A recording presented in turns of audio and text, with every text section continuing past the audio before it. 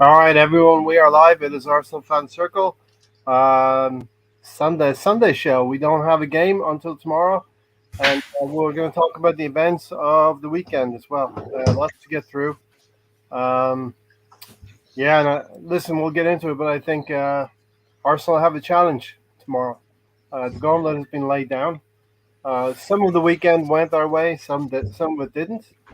But yeah, this is just another challenge for our team tomorrow, and that's the way the team probably have to see it. Welcome in, everybody. Pull up a chair. You're all welcome.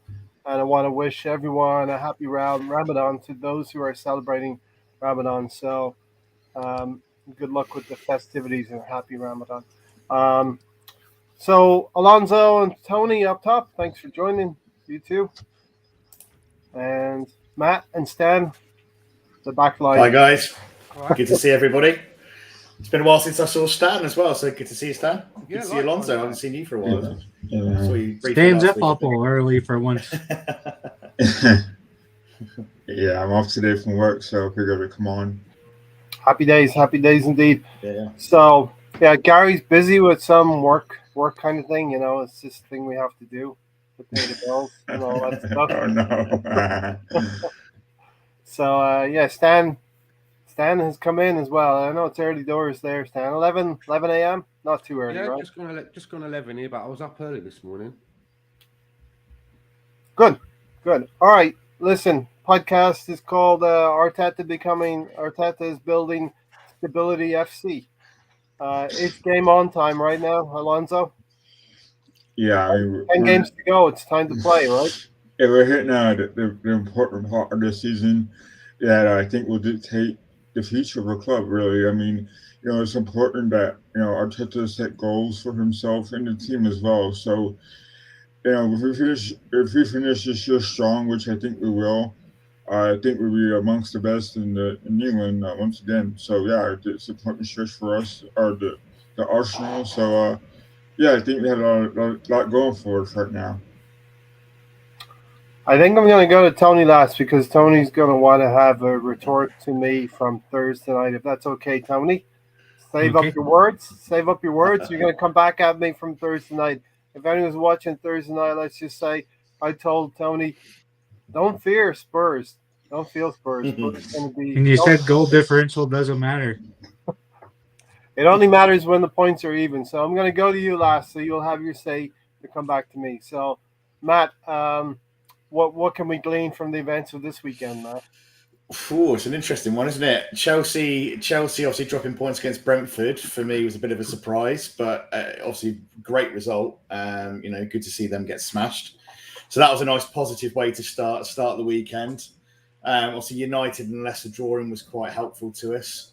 So it was all starting to kind of go our way, and then obviously today we were just hoping that Newcastle would do us a favour and put the brakes on Tottenham, which sadly obviously didn't happen. So not the greatest way to finish. It's hotting up. Like I say, the season it's going to be it's crunch time now. Yeah, we've got a couple of games in hand, but Tottenham, I've got to admit, it did look good today. I know Newcastle aren't the best side in the world, but I thought they looked good today. And I think they're probably our biggest kind of contender for fourth place, having looked at what other teams are doing now. I think they're probably the ones that are going to be kind of chasing us to the final game of the season, so to speak, for that fourth spot. So we're going to have to be on it.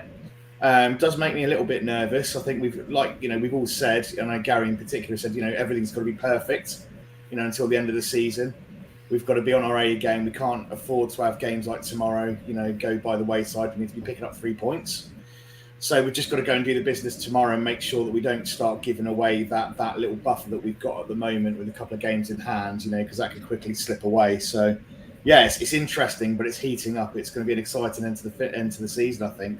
Both kind of top of the table, kind of where we are, and then obviously at the bottom as well. It's going to be interesting. So, yeah. As Lolo said, what's up, boys? We know what we got to do tomorrow. Stan, it does seem like it's crystallizing. The cream is separating from the milk here, and Manchester United had a damaging result yesterday, and we sort of said Thursday night which was better team, Tottenham or Manchester United. I think we all agreed Tottenham were the better team of those two. and it does bear out from their results today. 5-1 win against Newcastle. So yeah, we got a challenge tomorrow, Stan. We have to meet. Well, I'm just looking at the table. I haven't really seen the highlights yet this weekend. I was going to watch them a little bit later, but Tottenham have now crept one place above us, but we still have two games in hand Mm-hmm. to correct that. And I still think that things are going to go our way. To be honest with you, with that 2-goal game cushion, a lot of the teams around us seem to be blowing hot and cold. You know, I mean, are we really surprised that Tottenham got a result against Newcastle? I mean, Newcastle are still in the middle of trying to rebuild themselves. They only brought in a few new people. They haven't had a complete overhaul. They're still getting used to a new manager as well. Are we really that surprised? I'm not. No. You know, I think maybe it would have been possible that maybe Newcastle could have hemmed them into a draw, perhaps. But I'm not really surprised that they got beat by Tottenham. For me, it's early days, and I still feel pretty positive about where we're going to end up. Yeah, Stan, as Reddy said, there's no need to panic for us. Let's just focus and do our own business, and it's all going to be about our own business. Our destiny is in our own hands, and of course, the commentators do like to profile the title race and do like to profile the top four race as well as the relegation battle. And they're always going to, you know, the commentaries go always going to lean towards Tottenham coming into form now, Tony. So, Tony, have your say. Well, first you wanted to argue with the form table that had them up of us because of goal differential. Now in the real table, they're ahead of us because of goal differential. Goal differential matters, right? Goal difference matters when the points are level at the end of the season. Goal difference will matter. That's for sure. It really doesn't matter what they're doing, though. It's in our hands. It's ours to screw up or ours to take advantage of. Hopefully we can do that. Much the same way as it's in Liverpool's hands, it's also in Arsenal's hands, these final 10 games. We have to match or better what our rivals are doing. Brooklyn's Premier League fan show, we got to make up from the game in October. We stole 2 points then. Now we got to get all three. Yeah, and that was, Stan, that was the game where Lacazette made a season appearance.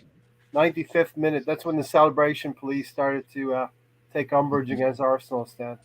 Yeah, I heard Wolves were doing quite a bit of celebrating this weekend. No? Yeah. So, ironic, eh?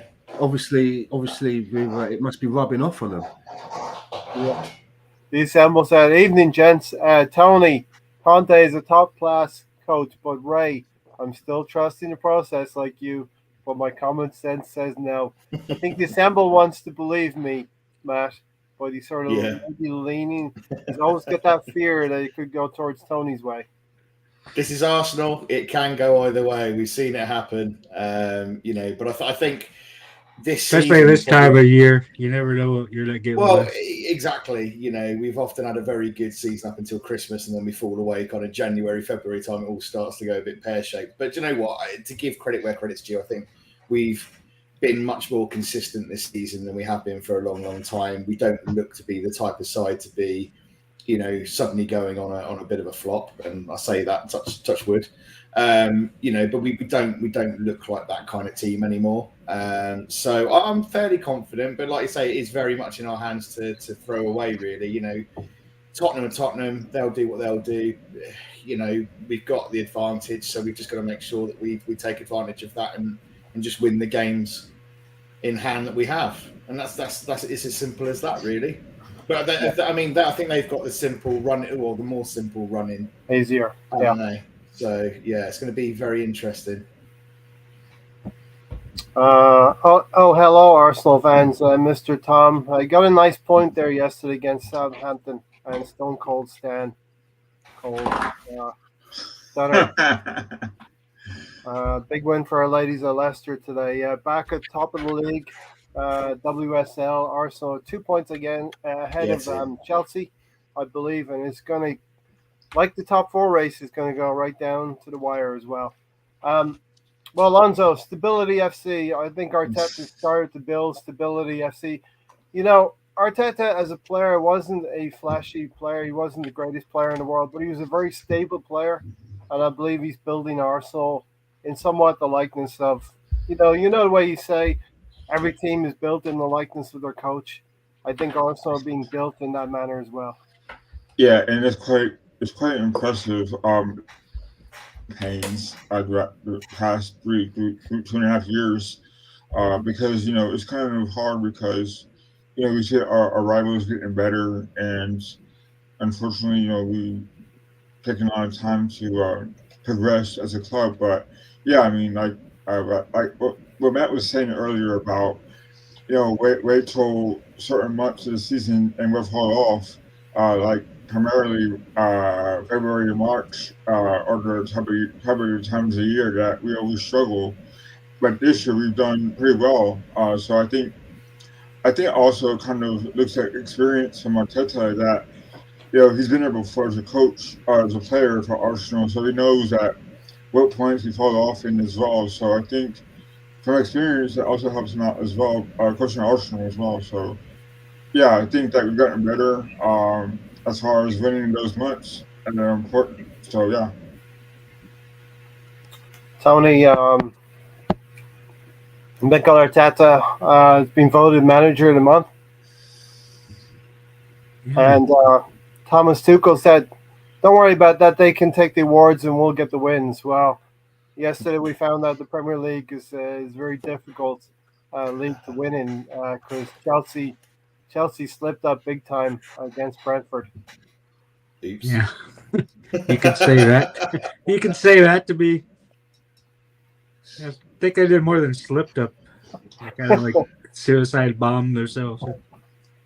Yeah, with some Keystone Cop defending there yesterday, Matt. Chelsea leading. I think they were leading 1-0 and lost 4-1 in the end against Brentford. Yeah, it's I didn't expect that result. But, but I didn't see the game, but I kept checking in on the score, and I just thought, what is going on in this match? But I was very pleased to see the final result.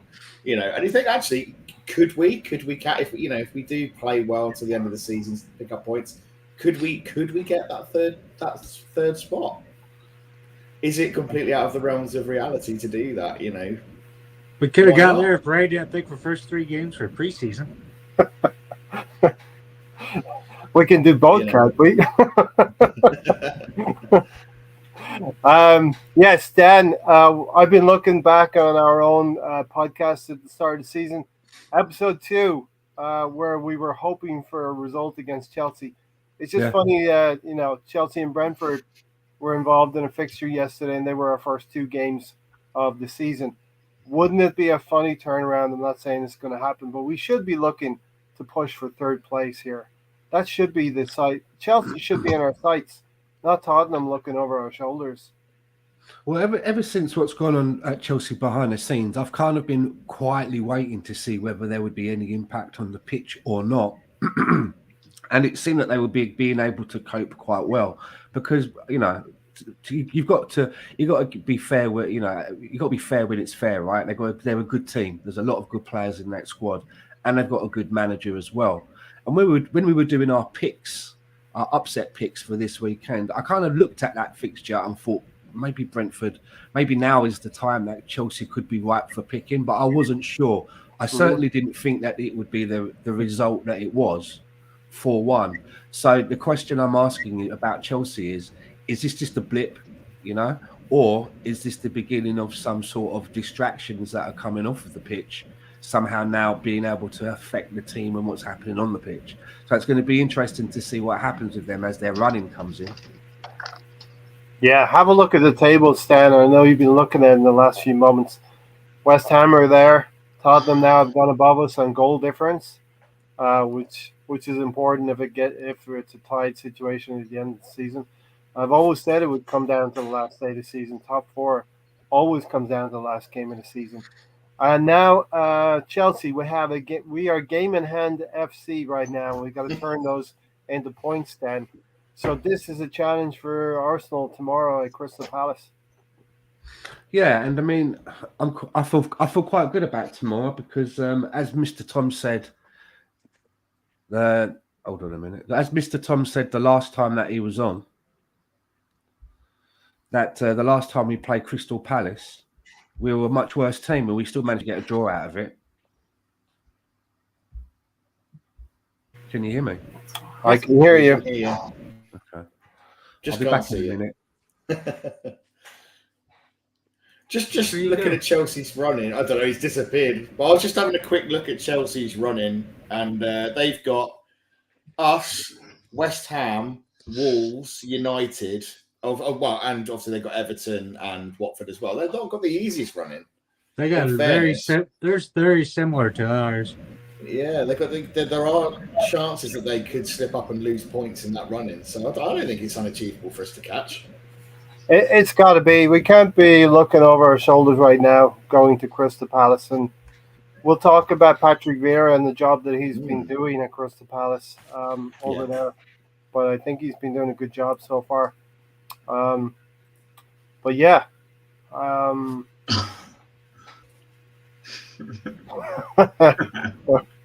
Alonso. So Matt looks are extremely deceiving. We looked like we'd beat City, but we didn't. Yeah. And these are the top teams. The only teams that we have faltered against in the turn of the year was Liverpool and City so far. So a point tomorrow night will be enough to move back into top four. But let's get all three. And really, I've been looking at the next three games and thinking 7 points from those three games would be a good haul. Brentford making sure that West London is also red, just like North London. Really, Vieira looks extremely calm and focused. The draw will be a good result. I think, Alonso, I think that's the thing. Our recent results against Crystal Palace have not been great. There's a lot of history there, and Granit Xhaka runs through a lot of that history for Crystal Palace.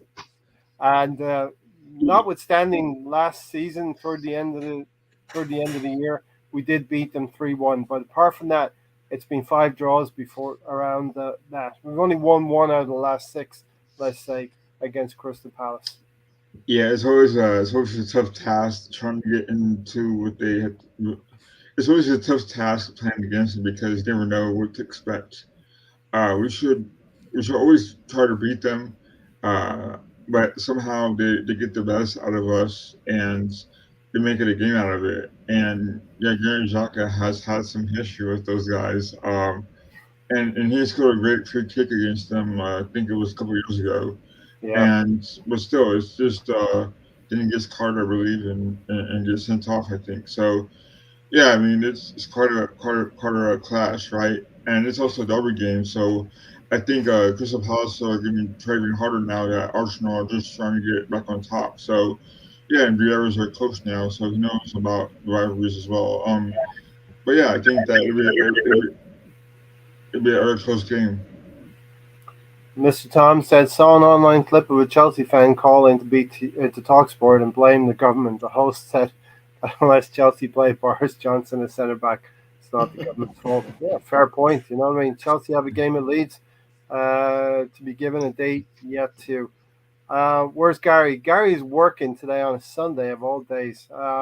Tony, so to pull out that what we were talking about, Granit Xhaka and Crystal Palace, they seem to be inextricably linked down through the years. It is apparently 3 years ago, Granit Xhaka scored a goal, but he also conceded the penalty for a 2-2 draw. And in 2020, he was sent off in that now famous. Aubameyang was sent off, but he was actually taken off by Emery in 2020 in that famous when he threw the shirt to the ground, that incident with the crowd. I think it was. He told us all to fuck off, right? Yay. Yeah, he did. Funny enough, he was just telling Tony. he's just saying it to me. Yeah, I understand it. Tony, it's for you. But funny enough, the player who came on, so somebody came on. It was Granit Xhaka was being taken off, right, to save himself from himself, and Bukayo Saka came on. probably a moment that we're going to look back at and see in the history of time, the past of Arsenal and the future of Arsenal in one substitution right there. Hopefully, he'll be the past of us one day. I think he stays in the summer. Terrifies me. Tony has been exceptionally well behaved for 25 minutes. Has he been replaced by an Elliott? Tomorrow, Matt, we know Granit Xhaka's got to keep his nose clean, but tomorrow, Matt, that's definitely a fixture where he's had this history and he needs to put that behind him, and have a good game. Yeah, it's so difficult to predict with Granit Xhaka.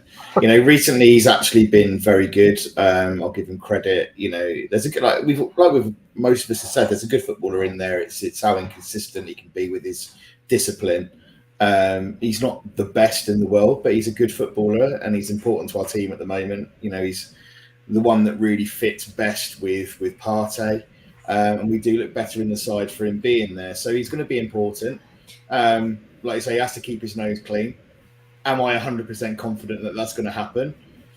I'm probably more confident that maybe I would have been at the beginning of the season, but I'm not 100% confident. Because, you know, one, it's not just Granit Xhaka himself. You know, he can get himself into all sorts of problems. But, you know, as we've seen with referees, they like to dish cards out when they're maybe not justified because it's Granit Xhaka stood in front of them. So, yeah, I think if he's intelligent enough, which he hasn't been previously, but hopefully, you know, he should have the nous by now to kind of think, right, well, I know the refs are going to be looking for me to be making mistakes. I need to stay on my feet and not lunge into tackles. You know, it's the same stuff that we should be asking of him every week when he plays because he knows that he's a bit of a target.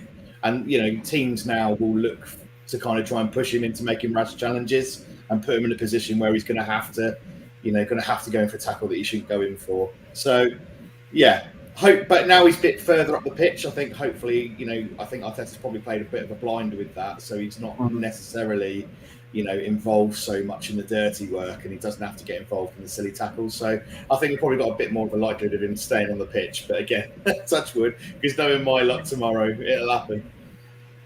Yeah. Stan, the assembled said here, Xhaka is due a mishap. This surely is a big worry for us. And Crystal Palace do seem to be our bogey team down through the years, Stan. This is always a special fixture for me, Arsenal at Crystal Palace, because it's the very first Arsenal match that I ever went to was Arsenal at Crystal Palace. My first ever football match was Arsenal at Crystal Palace, so always keep my eye on it. As for Granit Xhaka, I don't think he's filled in his quota for misdemeanors for the season quite yet. You know, there's 10 games to go, of which he'll probably be available to play in all of them. So at some point, I think that there may be another incident, and I think that over the last few weeks, I've seen some glimpses where he's come very close. You know, and it's just he's just been on that fine line where he hasn't ended up in a referee's book or been sent off or you know. Yeah, if Lacazette didn't call him over, he would have been sent off for a red card then. Exactly. He had the ref. He had the ref and the ref was calling him. He just couldn't be bollocks with it because that's Granit Xhaka, you know. So yeah, it's always and Tony said that he felt that he would still be here next season. I don't think so. I think that now that he's been pushed up into that slightly different position, it's quite obvious that the person that needs to work that position needs a lot more traits in their arsenal that Granit Xhaka just doesn't have. You know, you need to have someone who's a little bit more mobile, has a little bit more finishing about them. And, I don't know why you don't throw Smith Rowe in that row right now. Yeah, I mean, who knows? That's something that's been talked about. But I definitely think that on Mikel Arteta's shopping list is a player for that position. Yeah. So if Granit Xhaka does stay next season, I think that he won't be featured as much as he has been. And I think as well that Granit Xhaka is actually looking for a move as well. He was quite up for going to Roma. Don't forget, he wasn't sort of like, you know, dragging his heels about it and wanting to stay at Arsenal. He looked like he'd already had his suitcase packed and it was by the door. So I think it could work out well for everyone, and I do think that this is his last season. Yeah. Stan, Arsenal fans are rating challenges from other teams. in terms of if that was Granit Xhaka, what would happen. As Gunnar Glenn rightly says here, if Xhaka had done, there was a McTominay tackle yesterday, you may not have seen it, he would have been given a red card. It was off the 2 feet off the ground, ball, Yeah. foot over the ball. Hands up. Which red card has Granit Xhaka got that we didn't think was a red card? Not a one. No. But it's the fairness with other teams, isn't it, Tony? I think that's the point, because I think this The one refs are is very similar to the one with VAR City, is wasn't it? inconsistent. We Yeah. know this. Yeah. Wait, But it was what similar we, But to the City Xhaka's deserved what he's gotten. we agree with you, Tony. It's just that we see many other players do similar things. In fact, carbon copy type challenges. Well, And that get away goes, with- like I said, it goes down to the refs and VAR. They're not doing their jobs. They're inconsistent. Amen. Exactly. They're consistently inconsistent, right? I actually think as well that Granit Xhaka is probably looking forward to playing football in a different league with different officials. Yeah. Because he is a marked man. I mean, we all heard the comment. I can't remember what the match was when the commentator famously said, if in doubt, book Xhaka. That's the guy, the commentating from inside the studio. That's the sort of reputation that he's got in the Premier League at the moment. So even from Arsenal's side, no matter how much you like a player, if they've got a reputation like that, you're going to have to get rid of him because it's going to hurt the team. It's going to keep hurting the team. Even if the player's being singled out unfairly, you're up against the all of the officials. You ain't going to win, so you have to move that player on. So there's so many reasons why it's going to be better for everybody that he finds a new home in the summer. True. And the thing is, Stan, as well, like once you've got that reputation, you're not impossible to shift it. Mm-hmm. Yeah, exactly. The assembled asking, Stan, are you wondering if the Roma move was a PR stunt? I don't think it was a PR stunt because I'm hearing that they're still interested. Jose Mourinho is still interested in Xhaka, and I've got a feeling that that's where he could be headed. Because we all saw how much Granit Xhaka was up for the idea. He's literally lifting his skirt up, wasn't he? Yeah. He had his bags packed,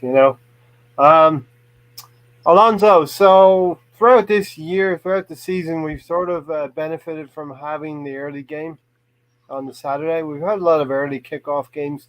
We've done the business, and we've watched our rivals falter. It's kind of flipped around this time on this weekend. We've watched some of our rivals falter. Man United dropping points against Leicester City. Tottenham, they got the win today.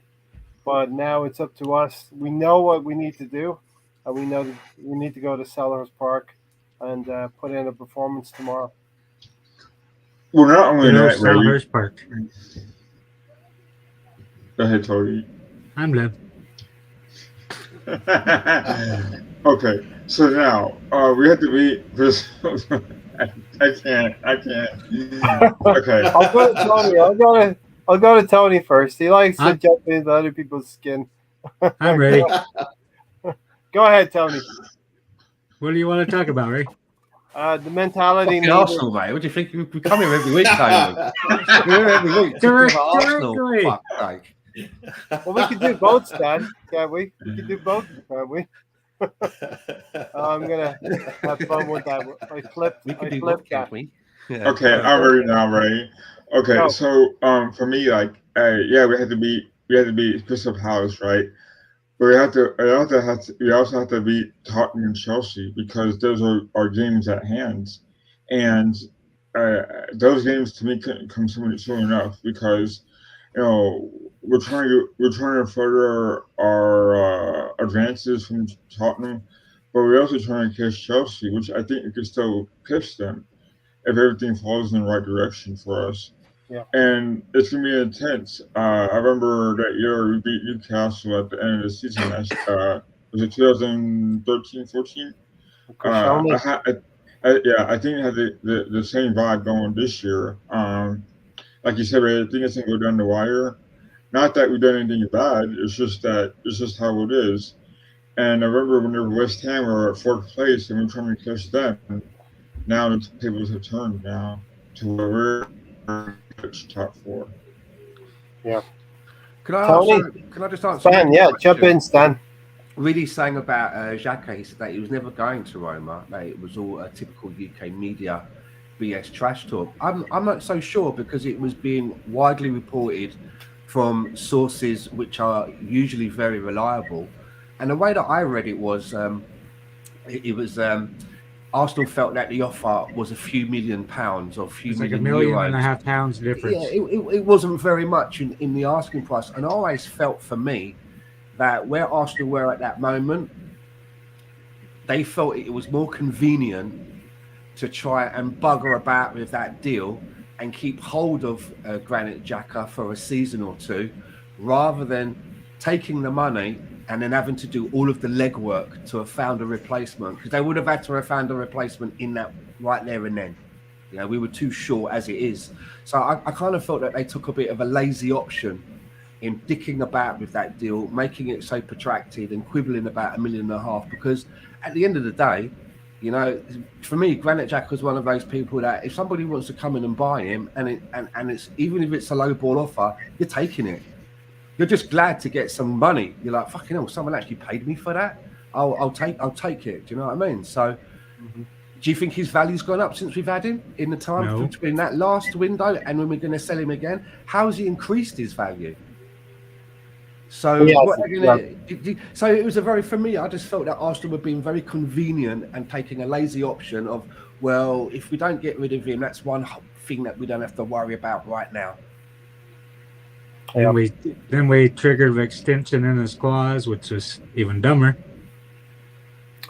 James Fernandez is here, resident Spurs fan. So we're gonna have a little bit of fun till the end of the season, James. And it looks like Tottenham might stay the course to the end. We'll see what happens, James. In for an exciting top four race. Of course, the Premier League have held off rescheduling that game. It's probably going to be the second or third last game of the season. You know, put it in a position, Matt, where it might actually, you know, be one of those marketable games that they want people to watch. I think there's something in that, Ray, to be fair. I think that's going to be a really key game this season in the run we're in and what's going on with the top four race. I think that's going to be a very important game. And I think there probably are some conversations around the fixture list and where they slot that in, because, like I say, that could be quite a big draw as to where they place it, you know, in the run into the close of the season. So, yeah. But I mean, to be honest, you know, like I say, they have blown hot and cold. You know, they played well today. You know, it was, you know, a very poor Newcastle side. Don't get me wrong. But you know, with Son, Kane, Kulusevski, you know, they've got a decent attacking threat. You know, we don't do particularly well away at Spurs, so it's going to be a real difficult game. You know, and if they get on a bit of run of confidence, they've got an easier run in than us. It's going to be a tricky run into the end of the season. So we have to do absolutely everything right between now and the end of the season, really. Yeah. But they are chief bottlers. Yeah. So please just continue in the vein of all bottling that's been done previously and do the same. Yeah, listen, Newcastle are just a few points above that relegation zone as well, a few places. So bottom half of the table, and Everton, Newcastle should be relegated after today's game, says Gunnar Glenn. I just want to know what stands at Cook Spurs for their pregame meal.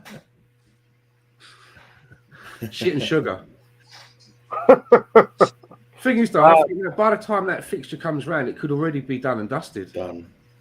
There is. I think haven't they already announced the fixture, the date for that game? I thought it was like May the 9th or something like that. I think there's some speculation. It will be in May. It's just whether it's going to be the second to last game or maybe fourth to last game. It's going to be a midweek game. Mr. Tom, with that point yesterday with Southampton, you have to concede defeat in your race for top four. But that's okay. You'll settle for a mid-table position, I'm sure, at this point. I don't think Leeds are going to get in the top four race this season. Sorry about that, Mr. Tom. Mourinho also played a part in that story just to wind people up like he always does. Yeah, definitely. If Carlsberg did April... Brady's told that is a big conspiracy theory. I think he was going to leave. He wanted to leave. And BX Gunner says 3 points tomorrow or nothing. We need to go all out. So, Stan, taking a look at our fixtures for the remaining fixtures of the season, Yeah. we have a block of 3 coming up, and let's approach this block of 3 like we approached the block of 3 with Leicester City, Liverpool, and Aston Villa. The last 3, 6 points out of 9, knowing we were playing Liverpool at home. I think we navigated those 3 games very well. If we're looking back at Leicester and Aston Villa. So are you looking at the next 3 fixtures? Palace, Yeah. Brighton, and Southampton. I think there's seven points in there. Yeah. You know, 2 And there wins, needs to be. wins and a draw. And the one there that actually I think could be the problem is Southampton away. They seem to be sometimes they're really good at home. Southampton can be. You know, Brighton Not as much recently as they had been, but they're No. still kind of. No, Yeah. we've had our troubles with Southampton. You know, we have had our old slip ups here and there with them. So I agree with Stan there. But I mean, you look at Brighton's run of form. I agree, probably at least 7 points out of those 3 games. Brighton's run of form has been horrendous in the last 5 games. You know, Crystal Palace arguably obviously will be pretty tough competition. I think on Monday, I think they'll put out a good performance. Southampton again. It can be a bit of a tricky fixture for us, but looking at their form, They're not up to much, right? No, Mr. Tom, while I didn't watch the Leeds game, he'll castigate me for that, but I didn't watch the whole Leeds game. But I understand that Leeds should have been away and hosed before the James Ward-Prowse free kick. Another one of those James Ward-Prowse specials, 1-1 draw. But Southampton are not in great form. Matt, Brighton is the team that we have to beat without no question at all. It's got to be 3 points at home. Has to be. Yeah. Beat Southampton away from home. Take 4 points, I would say, from either Southampton and Palace, and take those 3 points from Brighton. That gives us 7 out of 9. Yeah. I think worst case scenario is maybe 5 points, right? A win and 2 draws. It could be the worst case scenario. Yeah. And that worst case scenario would be a worst case scenario because of the next 3 coming up after that. Chelsea, Man United, and West Ham in I think 6 days again. That is going to be a tight turnaround for us. Tony, how do you see this? You want to talk about the 6 games or the 3, Tony? The 3 we talked about Thursday. I think we all agree it should be 7 points. Might be 6 if we slip up tomorrow, but that's be the worst case, but it should be 7. As far as I won't do the 6, I'll do the rest of the season. I think we're going to have to beat 2 of Spurs, United, Chelsea. Spurs, United, Chelsea. 2 of those big 3 games, right? Yep. Okay. Alonso, how do you see these 3 games? Palace, Brighton, Southampton. Brighton is the one you got to get 3 points. No question. Yeah, I mean, so they all could be tough games because we know Brighton somehow always wins over us, and especially during COVID, that game that we don't want to talk about, Mbappe scoring and Guendouzi having to break down whatever. Palace always is a hard time. We all know that. The best case scenario in that game is a win, of course, but I think worst case scenario was we draw against them, which is not the baddest thing in the world. Southampton, James Ward-Prowse is a good player for Southampton, so he always gives us a hard time. But I think we ought to win all 3 games. I think, but it's not gonna be easy. I just want to be greedy tomorrow, Matt. I know I want 7 points from these 3 games. I want to be greedy and get the first 6 points from the first 2 games here, and that includes a win tomorrow. Because you know what that'll do, Matt? It'll keep the fan base relatively on board with Arteta and Arsenal, what they're doing. Yeah, I think it keeps the confidence up, the momentum up. When you've got Spurs, who the players will look at that result today. Yes, it was a poor Newcastle side, but the size of the score line, they'll be looking at that and thinking, okay, we've got 2 games in hand, but Spurs played well. They're our biggest kind of competition for that 4th spot. The pressure's on a little bit. They'll start to feel the heat a little bit. Won't be burning, but they'll feel a little bit of heat. So yeah, they'll be conscious of that. So I think a win against a good Palace side or an improving Palace side with a good coach, good, they're well organised. I think that will give us a bit of confidence. I think it gives us a little bit of breathing space again, because obviously, like you say, going into Brighton and Southampton, we should find that easier. He says, but we should find those games easier. So I think this is like I say, the initial bump that we need to overcome. If we can get 3 points tomorrow night, it will make it a hell of a lot easier for us going into that Brighton and Southampton, those games.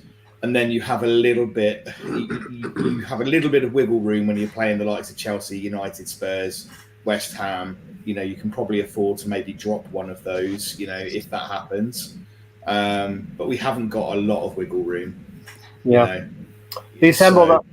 I will give you the outcome of the United Spurs Chelsea game. Anything else, Matt? No. I was going to come on to like the Chelsea United, but we'll come on to that. Yeah, we'll talk about that in a second. Hey, so Stan, I do get a feeling from the team that we have this season that these young players will, especially we've got a lot of young players in our team. I don't see this little bit of pressure that Matt's talking about, a little bit of heat on the back of their necks. I don't see this young team folding or succumbing to that pressure. I actually feel like they're going to take that on board. Saka, Emile Smith-Rowe, Martinelli, if he's playing.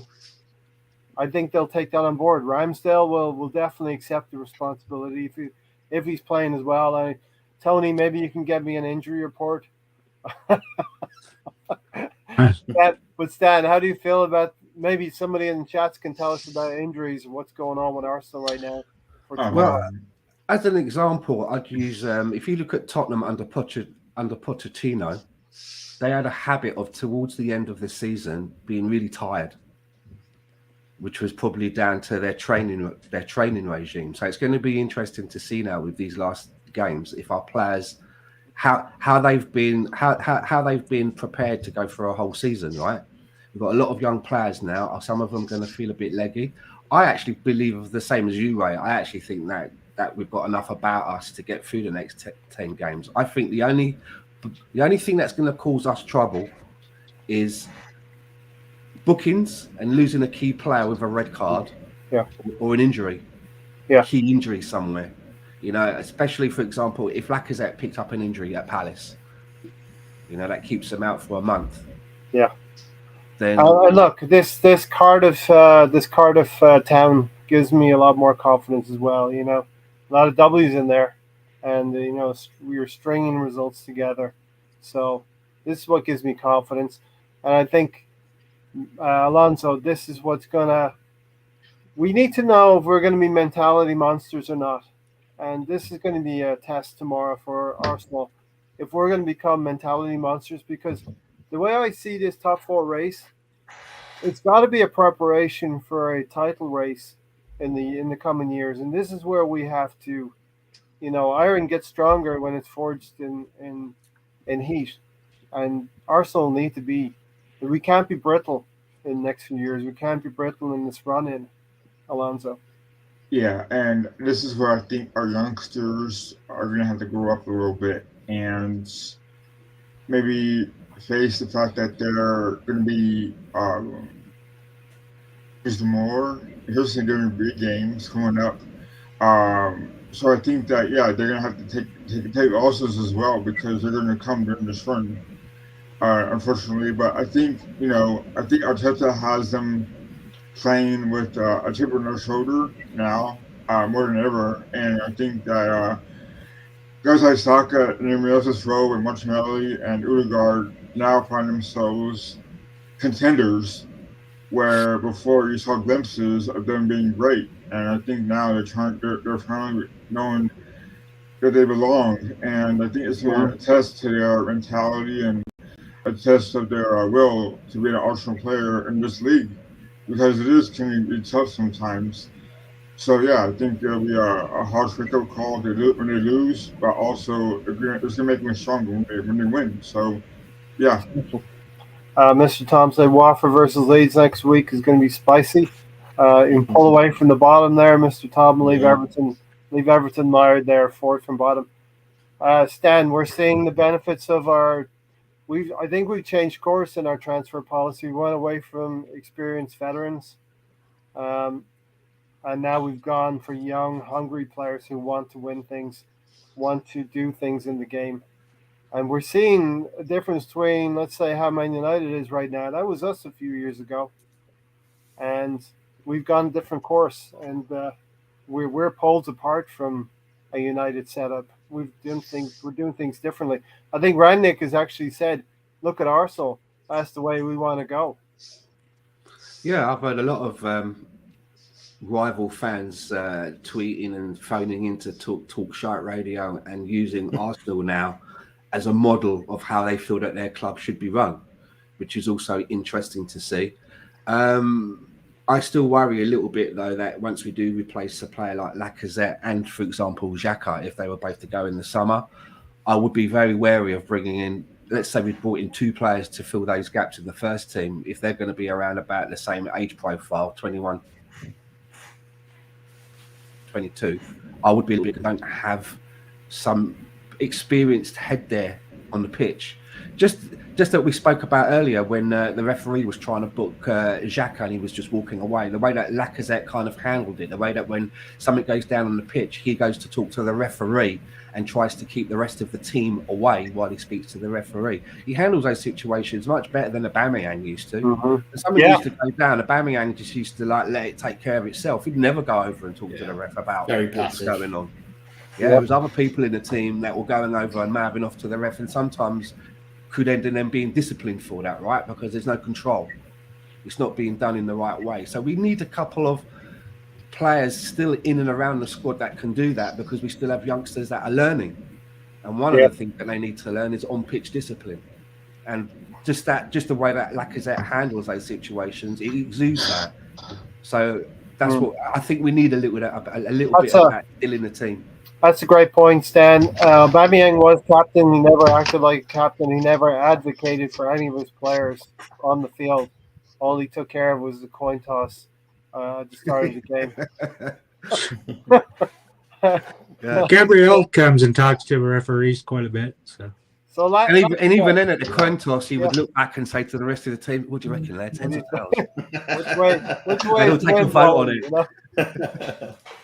Pull some grass and throw it up in the air. Which way's the wind going? What do you think, lads? Yeah. The assembled Matt says styles make the game. Palace, Brighton, and Southampton. They have all different styles. We saw earlier in December, Southampton had a high block. So if we can break that high block and get past them, we can create opportunities. Brighton will be a different kettle of fish. Low block against us, which we tend to struggle with. But I do think tomorrow will be an open game. Palace the way Patrick Vieira has them playing, it's going to be a very open game, I believe. Yeah, do you know what? There's something in that, and I kind of agree with that statement, really. Styles do make games. I think that's why the Premier League really is such a competitive league, because even the teams down at the bottom could cause upsets. You know, and you look at the cup games as well, you know, with supposedly lesser sides causing big teams problems, you know. You know, Southampton and Brighton can make things difficult. They can become very kind of defensive, make it very difficult for us to break them down. They may not go on the attack and try and score loads of goals, but they will try and stop us from scoring and try and nick a point. So there is something in that, and you know, they've got enough quality in both sides to nick a goal. You know, Malpay, Ward-Prowse, you know, these types of players can pop up and get a goal from somewhere. So, you know, it's not within the realms of possibility for them to be very defensive and just try and grab one somewhere. But I think, like I say, you know, it's still with that in mind. I think we've got enough quality there. We've got enough consistency. We're confident. You know, we are playing well, and we've got goals in us. So I think we should have enough quality to comfortably beat the likes of Brighton and Southampton. I just, like I say, of the three, I think Crystal Palace will be the one that is probably going to cause us the most difficulty. I think, because they can be a good side, they can play some good football, and they are more organised. So yeah, it'd be interesting tomorrow. It will be. But if you look at Crystal Palace, we've lost you. We've lost just Your Dan. volume went. Your volume dipped out a little bit there. Is that better? That's better. Yeah, I can hear you. I was just saying, looking at Crystal Palace, a player like Odesson Edouard, when he was going to make his move to Palace, and a lot of us, me included, were banging the drum about looking at bringing him in. Yep. Well, he's had 23 games now for Palace, and he's only scored 6 times with 3 assists, which is just a little bit above Lacazette on the goal front, but Lacazette's contributed more with assists. So it can just go to show you that, I mean, where they're going to get their goals from, it'll probably be coming from wide areas. So if we, as long as we do our homework and if you nullify somebody like Wilf Zaha, he gets the ump. I believe he could be injured as well. We might be lucky. He's out. He had a slight hamstring injury, and Elise was another one who had an injury as well. So those two are one of the big ones. Probably the biggest danger for us tomorrow might be Conor Gallagher. Matete will be, and if Eze gets in as well, he'll be. Those are 3 dangerous players. Yeah, Eze's a good player. Tony, do you have any injury information? I set you that task. You got nothing? I can give you an update if you want. Blame Arsenal, Ray. I did have a look at this, Ray. Yeah, okay, no problem. We'll go around the house here on this one. So I'll go to you, Alonso, first after me. Assemble's asking, what do we think we'll get out of the outcome of United, Spurs, and Chelsea? I think we'll beat United. We will draw with Spurs and we'll draw with Chelsea. It's kind of a worst-case scenario. And I think those 2 draws with Spurs and Chelsea might be enough for us even to get 3rd place. Alonso, what do you think from United, Spurs, and Chelsea? I think we'll beat United because they haven't been great this year. I think Chelsea have been iffy, but they're more capable of melting down as well. So I give it maybe a draw, and Spurs will beat Spurs. So maybe we'll get 8 points out of 3. You can't get 8 points out of 3 games. So 7, a draw and 2 wins.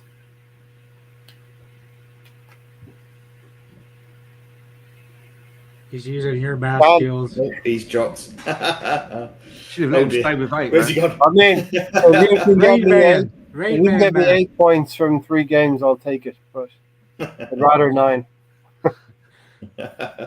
Well, we've got 10 games to come, right? Are we saying that we're not going to lose at any of those 10 games? It's either going to be a win or a draw. There's got to be losses somewhere. Yeah. Just on the law of averages, right? I think we're going to probably lose 2 games, and I think we can afford to lose 2 games. I think Chelsea might be one of the games that we're going to lose. We hardly ever get a result there. They've got a very good team there and a very good manager. And again, I've not watched the Brentford game. I don't know what happened. I'm going to be watching the highlights a little bit later. You'll have fun with that. Spurs could be a draw as well. Away from home. Yep. Spurs could be a draw as well. But I feel confident against Man United. But even Man United, okay, they score 1 goal and we only have enough about us on that day to score 1 in reply, another draw instead of a win, because we don't have a striker that's coming in with bread and butter goals, right? We don't have an expected striker that pops up with goals.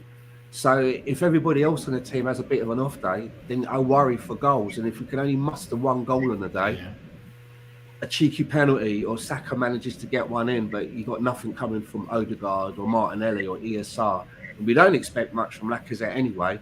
That's what worries me about the difference between 3 points and 1 point. Yeah. Eriksson is what happens then. So, Eriksson, he scored for Denmark on the international break, came back, got it. Not want to spoil it for you, but he got a goal, and I think he may have definitely in the approach play set up another 1 at least. So Eriksson is a very, very good player. And 6 more. Hudson Edwards scored 6 more than Kenny in the league. Yeah, no comment. and it wouldn't be hard to do that, right?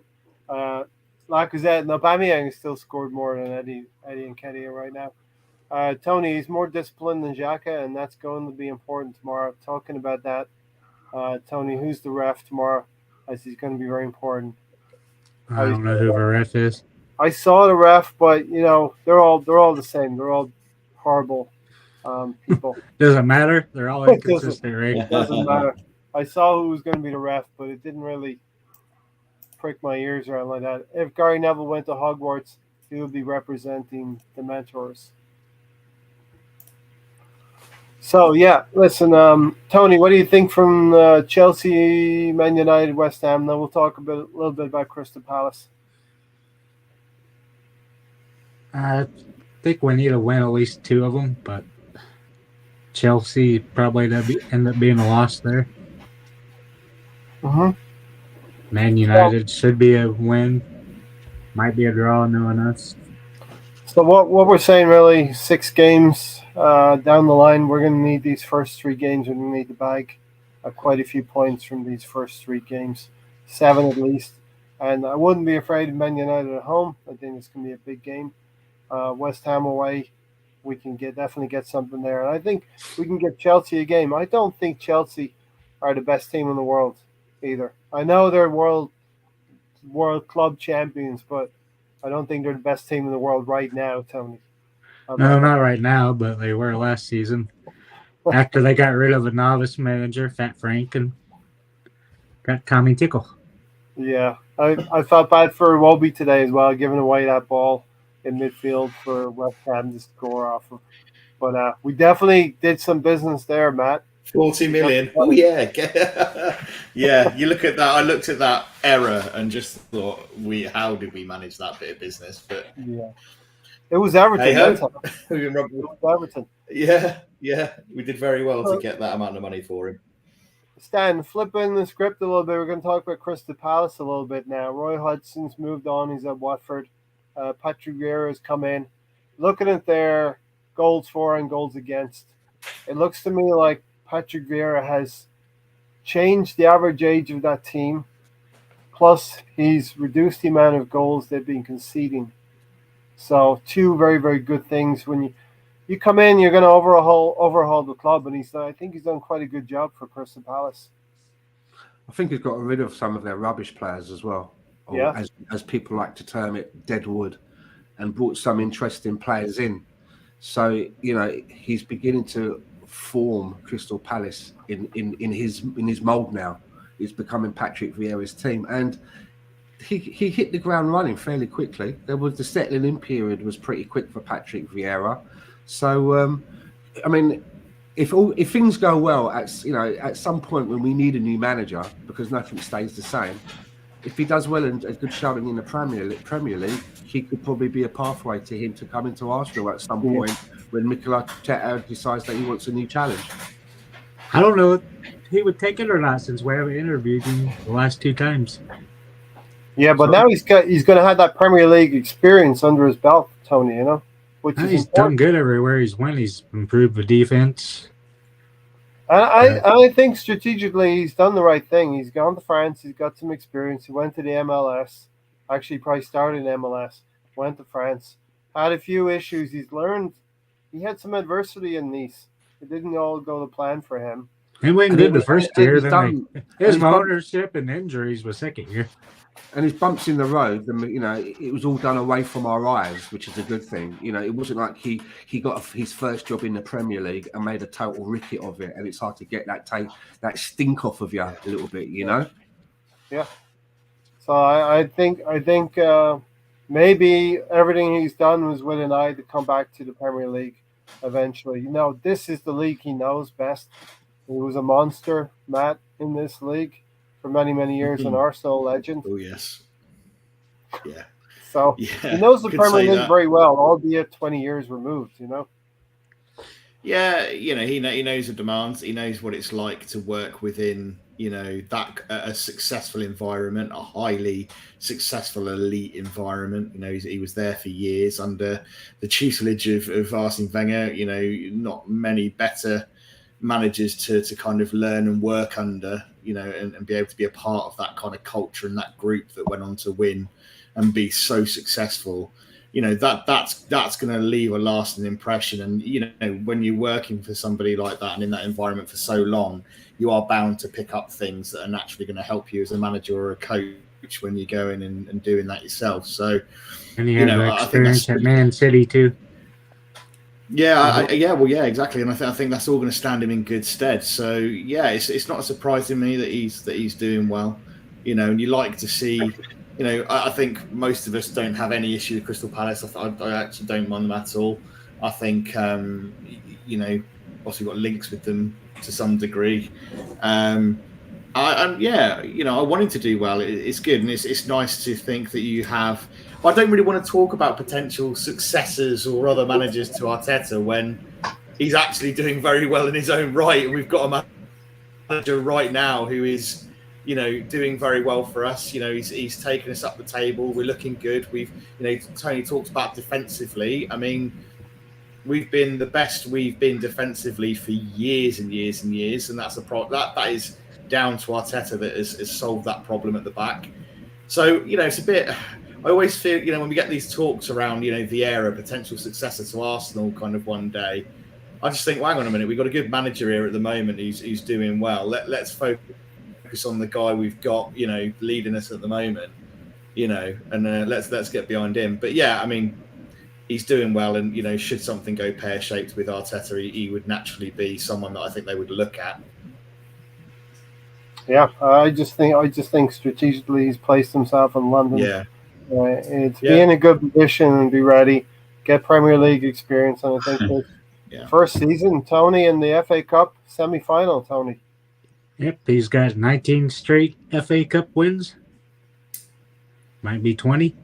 Could be a tough against Chelsea task for him. Yep. 2-0, won 2-0 away from home at City, and got a 0-0 draw recently, Stan, at City as well, with City at Selhurst Park, the last home game. So Luca's in the house. Thanks for joining, Luca. Oh, you remember me? Yeah, remember you? How could we forget about you, Luca? Of course we remember you. Alonso, Patrick Vieira doing a great job with Crystal Palace. Yeah, he has. They've overachieved a little bit, and yeah, I think he hasn't played very well. I think he gets the best out of Conor Gallagher and other players as well. I don't know if Zaha is playing much, but maybe there's a reason why he's not. So yeah, I think he has a good defensive record as well. I think that he has a team, the club playing pretty well. In the future is quite. Again, I think that was the right move to get Vieira when they did. I'm sure a lot of people like. I'm sure a lot of people want Vieira at Arsenal at some point, but like Matt was saying, like why change now? I think Arteta has the team focused and headed the right direction. So I think there's no need for that. I think there's no need for him now and in the near future. I think Arteta has a plan, and so far it's worked out. We've had to have a lot of patience with him, and but Vieira has done a good job with Crystal Palace. So fair play to him. I think that there'll be a force in the future to come. So yeah, I mean, but right now I think Arteta is set with being an Arsenal manager for years to come as well. Good Noma here this week. No, he's going to be out for a few weeks. He said he's moving back to Zimbabwe. His family's trying to get some work there, and he's described his internet as being extremely spotty. So he may not be able to catch up with us for a couple of shows or a couple of weeks yet. So yeah, that's Crystal Palace. Let's talk about Arsenal tomorrow. I thought I saw something about Ramsdale, Matt. He may be back. Yeah. Well, from what I'm reading on the team news, it doesn't look very hopeful. It says here that Aaron is a doubt. He's still feeling not great. He hasn't trained yet, so we don't know what he'll be able to do on Monday. He wanted to play against Villa, but it was a significant injury, and he had to take his time. physios are doing everything they can to make him available, but we will see in the next few days when he starts to do more real training. So to me, that doesn't sound like he's likely to start, I don't think. Saka, on the other hand, seems to be a little bit more positive. He said he was training today, and if he's still feeling as he was yesterday, then should be all right. Tomiyasu as well. It looks a bit doubtful. Really? It looks like he's Still? just because it says here, I think it will be close. He's been training more and more. He has the boys back now, so he'll be joining some sessions this week, and let's see how it is. So I think he's kind of coming back. I'm sure he said that a week ago, almost word Yeah. for word. Well, it says here he's had a recurring injury, but in the other calf, which was strange and difficult to predict. He's been through a lot in the last 2 years with all the COVID and the amount of games that he's played. The transition to a different league with the intensity, it's completely different. Yep. We can find the right reasons and hopefully don't go through that situation again, because especially for him, it's been tough. So I think they're probably taking his time a little bit. He's had a reoccurring injury. They're trying not to rush him back, and I think he's joining sessions again, but he's probably not going to be quite ready just yet, I don't think. Yeah. And Stan, I think that might not be a bad approach, given that we have 3 manageable games here, but then we hit a Chelsea, Man United, and West Ham, where we will hopefully have Tomiyasu back. So Cedric will be deputizing in the next 2 to 3 games. And just speaking about Cedric, I was one of his critics when he came to us. The way that the deal went down, what I've seen of him in some of his earlier games. However, in his recent games, I'm of the thinking, well, his contract's not one of the contracts that's running down immediately. We've got a lot of work to do in the summer. Is he earning his spot as a backup right back? And I would say at the moment he is. I'm not sure whether that's something that needs surgery right away anymore. I think that can hold off for a while as long as he continues to put in the same level of performances that he has been doing. I think he's earned his place.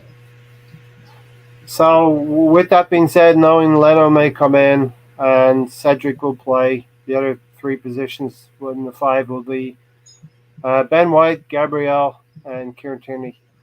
We all agree? Pretty much, right? Okay. As you were, maybe in midfield, Granit Xhaka, Partey, and Ødegaard. Looks like Saka will be good to go on the right. Lacazette in the middle, and who's going to play on the left? Martinelli may be a doubt because of the high altitude. I think he played for Brazil. Yeah, So, played twice, hasn't he? I think Lots once of traveling. I don't know. Gamera's wasn't chance today for Newcastle, so Martinelli will probably be rested as well. Tony, what's your thoughts on that? I think it'd be better to rest him since a lot of travel there to South America. Like you said, high altitude game. Just to me, rest him. Smith Rowe's ready to go. I think he's a better player because Martinelli doesn't have a final touch. Martinelli, what? Doesn't have a final touch. Alonso? I digress. I think Martinelli has a good finish. Just unfortunately, he hasn't gotten it in yet, the goal. I think that he's a good player. I think he does have a touch. It just hasn't gone well for him. Yeah. Stan, he was a Portugal international right back when he came to Arsenal. I don't know if he still is. I think he got a recall to the Portuguese team on the back of how he's been playing for us. Yeah. I think he's actually back in the Portuguese team, Cedric. I agree with you, Stan. Yeah, I think Cedric, to be honest with you, I think he had a good start, and then he had a bit of a dip. And he kind of, he went off the boil a bit, and rightly so, got some criticism and kind of got put on the back burner. And obviously Tomiyasu came in and absolutely blew us away and thought, right, this is the guy. And like I say, recently he's been pretty good. And like I say, if he can keep those performances up, actually that right back position, you're not really all that worried about. Like I don't sit there now and think, oh God, Cedric's playing. Like you might have done maybe 6-7 games ago or whatever. You thought, okay, this is a problem. But you don't think. I don't think that anymore. Also, if the player's working hard and doing what you want them to do, shouldn't they be rewarded? Yeah. You know, I mean, yeah. does Tommy Asu? I mean, again, does Tommy? If Tommy Asu was fit, does he walk straight back into the team? Or Yes. Does he earn? I think he does. Yeah. Yes. Straight back into the team. You don't maybe Yes. ease him in. You don't maybe you don't ease him into maybe his first game and bring him on maybe at 60 minutes, something like that. Oh, I think we've got the ability to do that. Yeah. If his fitness, if fitness requires, I think yes, we have the ability to ease him back in if we need to. If he's in the red zone, Stan. If he's in the red zone, then we do what Arsene Wenger would have done. You know what I mean? Yeah, Cunard line dropping like flies. Alonso comes and goes as he pleases. Yeah. And Right. as for Leno, I'm quite comfortable having Leno in goal. Leno's not a bad goalkeeper. Let's hope that Tony doesn't see those two above comments. Yeah, okay. All good. Yeah, I'm comfortable with Leno as well, based off of what he did at Aston Villa. It does reduce what we can do in terms of playing out from the back, communication, and our ability to defend a little bit. It's not a horrible transition between Leno and Ramsdale. I think Tomiyasu just makes us so much better if he's in there, Stan, over Cedric. Oh yeah, I like Tomiyasu. I always worry about players that coming back from injury a little bit cold, you know. Yeah. And throwing straight in to start a game. Stan throwing everyone off air like Stone Cold in the Royal Rumble. Stone Cold Stunner. So I had this situation with Gary early in the season between Tavares and Kieran Tierney. Do you think this is a similar argument? Because Tavares was performing quite well, but Gary was adamant that Kieran Tierney is the club's number one left back. Well, that's why I raised it, because there are different opinions. There are some people of an opinion that if a player goes out injured or is away suspended and another, is out for a period of time, and another player comes in and is doing everything that you need them to do, then do you just go about dropping them as soon as that other person is back, or is it up to the other person to work their way back into the team? And there was that similar conversation going on earlier in the season about Kieran Tierney and Tavares. Mm-hmm. And I was a big proponent of Tavares, and he was in the team. He made some mistakes. So impeccable product placement there, Stan. Good job repping the Vieira 4. Unfortunately, we do hope that Vieira can take a loss. It's okay. Their season has been doing quite well. Hope they get to an FA Cup final. I would love to see Crystal Palace back in an FA Cup final. It would bring back shades of Ian Wright for me against Manchester United in the early 90s. Stan's got the Vieira shirt out for the perfect occasion. Impeccable timing. Indeed. Yeah, listen, Stan, you asked the question, does Tomiyasu come back into the team? And I just believe for this season, that has to be the case, because this is the way Arteta has constructed our squad for this season only. This can't be the case next season, because next season, hopefully we're in the Champions League. Hopefully we're going to progress in the Cups, and we need to use our squad more efficiently next season. So if, let's say in the Crystal Palace game, Cedric has a game rating of about an 8 and scores a goal, the following game now, what do you do? Do you just take him out and put Tomiyasu straight in? If Tomiyasu's ready to go, I put him in. What do you think? And Matt, what do you think? If he's ready, if he's ready, I'll put him back in. I think, again, the good thing that we have now is we have options. So depending on, what type of team we're playing, we've got a plan B. Cedric is very much a more actually Tomiyasu is a very dynamic player, but Cedric can get forward, he can whip crosses in. He's good like that. I think Tomiyasu is a more physical player. He's a bit bigger. He can't really be bullied as much. He's better in the air. So I think when you're playing teams, that are going to lump the ball forwards, Tomiyasu is probably better. I think positionally he's probably a little bit better and provides better cover for your centre backs if he needs to. So really, I think it depends on who you're playing and how fit Tomiyasu is. But to me, Tomiyasu in 8 or 9 times out of 10 he's going to be your number one choice. I think he's significantly better than Cedric. Although Cedric is a good player, he is that next level up. I think. I think that it's not that close between them. And I think it's got to be this way this season. Next season, all bets are off because we have to be a squad that competes for competition, competes for all 4 trophies. It's going to be tough. Next season, the Arteta blades are going to be sharpened next season. But this season, I think we've built our season on stability, Stan. Yeah, stability. Being more stable, winning the games that we need to win. We're not going to beat City twice like Tottenham do. But we're also not going to lose to Burnley like Tottenham have done. Exactly. Yeah, that's the next step.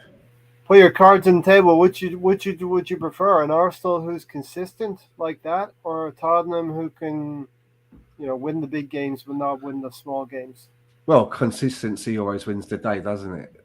Because that's how you get to where you want to get in the league. If you've got the best consistency in the league, then you're going to be winning. You get the spoils, right? You get the spoils. So, I don't want to be one of these teams that's just a fancy down team that can turn it on on the day. You know what I mean? Beat Liverpool 2-0 and then go to Brighton and get humped 3-1. Doesn't make sense.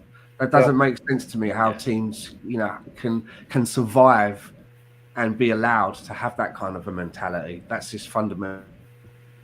Yeah. Big up Ray, Matt, and Stan. And if you were here 10 minutes ago, you would have said big up Tony and big up Alonso. But, two have dropped out. 2 have tagged out. Yeah. Stan. They've all been thrown over the top rope. 3 left. In this Royal Rumble. Is it Rey Mysterio they've gone from the top rope? So, Stan, why not is calling Arteta the Spanish Ole Gunnar Arteta up the Arsenal? Come on, you Gunners! Now we're not going to. I don't know what we have to do with why not to convince him. It's going to be hard. I'm kind of getting the assembled. I don't know if the assembled is bantering me, but I'm kind of getting the assembled on program with me. I don't know about that assembled if I can speak for you. But why not is going to be a bigger task altogether. Yeah, I don't know what it's going to take to win why not over. I don't know whether qualifying for the Champions League would do it. If we qualified for the Champions League, whether that would be enough to bring, why not round? Because as much as I'm enjoying what we're doing at the moment, I do think that, European qualification, the minimum, I said at the beginning of the season, so I'm not going to change it now. The minimum for me, I've always said, has to be Europa League proper. The minimum. So, getting into the Champions League would have much exceeded my expectations. Mr. Tom says Tottenham have got consistency at failing. And really, I would just say we're all fans and we all evaluate Arsenal in different levels, and why not just has higher standards than the rest of us? Unattainable standards, Matt. What do you think? I at points in the season I could understand the mentality and I could understand the frustrations with how certain things have been done. I can get that. I think at this point in time when we've been so consistent, we have been performing well. We're sat, okay, we're 5th at the moment because of the Tottenham result, but 2 games in hand. 4th is in our control. We are on the up. I find it very difficult to understand what more at this point in our journey that we have to be doing to convince some parts of the fan base. Yeah. And I know we all want to get there. We all want to be first. We all want to be winning we want to win the Champions League. We want to win the Premier League. We want to be challenging for titles and beating the likes of Liverpool, Man City, and doing all of that. But that's not for the here and now. That's 2-3 seasons we're building. That's the process. We're in a building process right now. So I think right now, what more realistically do we actually expect to see from the club? I think at the moment we're kind of ticking most of the boxes really, for what we should realistically be expecting. If we were doing this and we were fourth, in 3 seasons' time, having spent, 400 million quid, got all the players and all the stardust maybe that we'll get in the summer, and Arteta's still there and we're still fourth and we're nowhere near Liverpool City and, we're still struggling to qualify for the Champions League, then yeah, I could understand that kind of mentality then. But I think right now we're riding a really good wave, and we can see as a fan base we're heading in the right direction. And finally, we've sorted our defence out. Finally, we're starting to get that creative flair back again. Finally, we're starting to identify good young players and building a foundation for the future again. We're doing all the right things. So I do find it difficult sometimes, and like you say, we respect everybody's opinions. It's not to say it doesn't have any credit, because we want to be challenging for the top again. But I do find it difficult at this point in time to hear that. Yeah, that's Stan. Yes, I don't think Arteta would have been the majority of Arsenal fans' choice when he was chosen. But I do believe that those who are dead set against Arteta now will never ever change their minds. Look back in the last 13 games, you can see there we've won 10, drawn 1, and lost just 2 of the last 13 games. That's 31 points from 39 available. The 2 losses were Liverpool and Manchester City, a game we probably could have beaten Manchester City even. What more could the team do or Arteta do? Well, the assembled asks in the chat box, he says, Matt, who Arsenal beaten, who they shouldn't be beating? And I would say that I look at the 2 games against Wolves and the 2 games against Leicester as improvement. Whether you think Arsenal should be beating these teams or not, the table reads that in past seasons we haven't been able to do the double on those teams in the league. We just haven't been able to, for whatever reasons. I've been able to beat those teams. We've done that this season. I've always felt that our biggest problem, and I've said this a few times, is that towards the end of the Wenger era, right up until a little way into this season, we don't beat the teams that we should be beating. What I mentioned earlier about teams like Tottenham being able to stand toe to toe with one of the big teams and then go away to a Wigan or a Burnley and get pumped. We had that big time. We had that. We would make good account of ourselves in some of the big games. Even if we didn't win, we would give a good account of ourselves and go toe to toe. And then the following, you'd come out of that all happy and buoyant. You'd go into the next game against, I don't know, a Wigan or a Burnley or a Stoke or someone like that, and then you just get fucked. You just get turned over. And I could never get my head around why we were getting that so arse to front. And I think now we're being able to get the points where we should be getting them.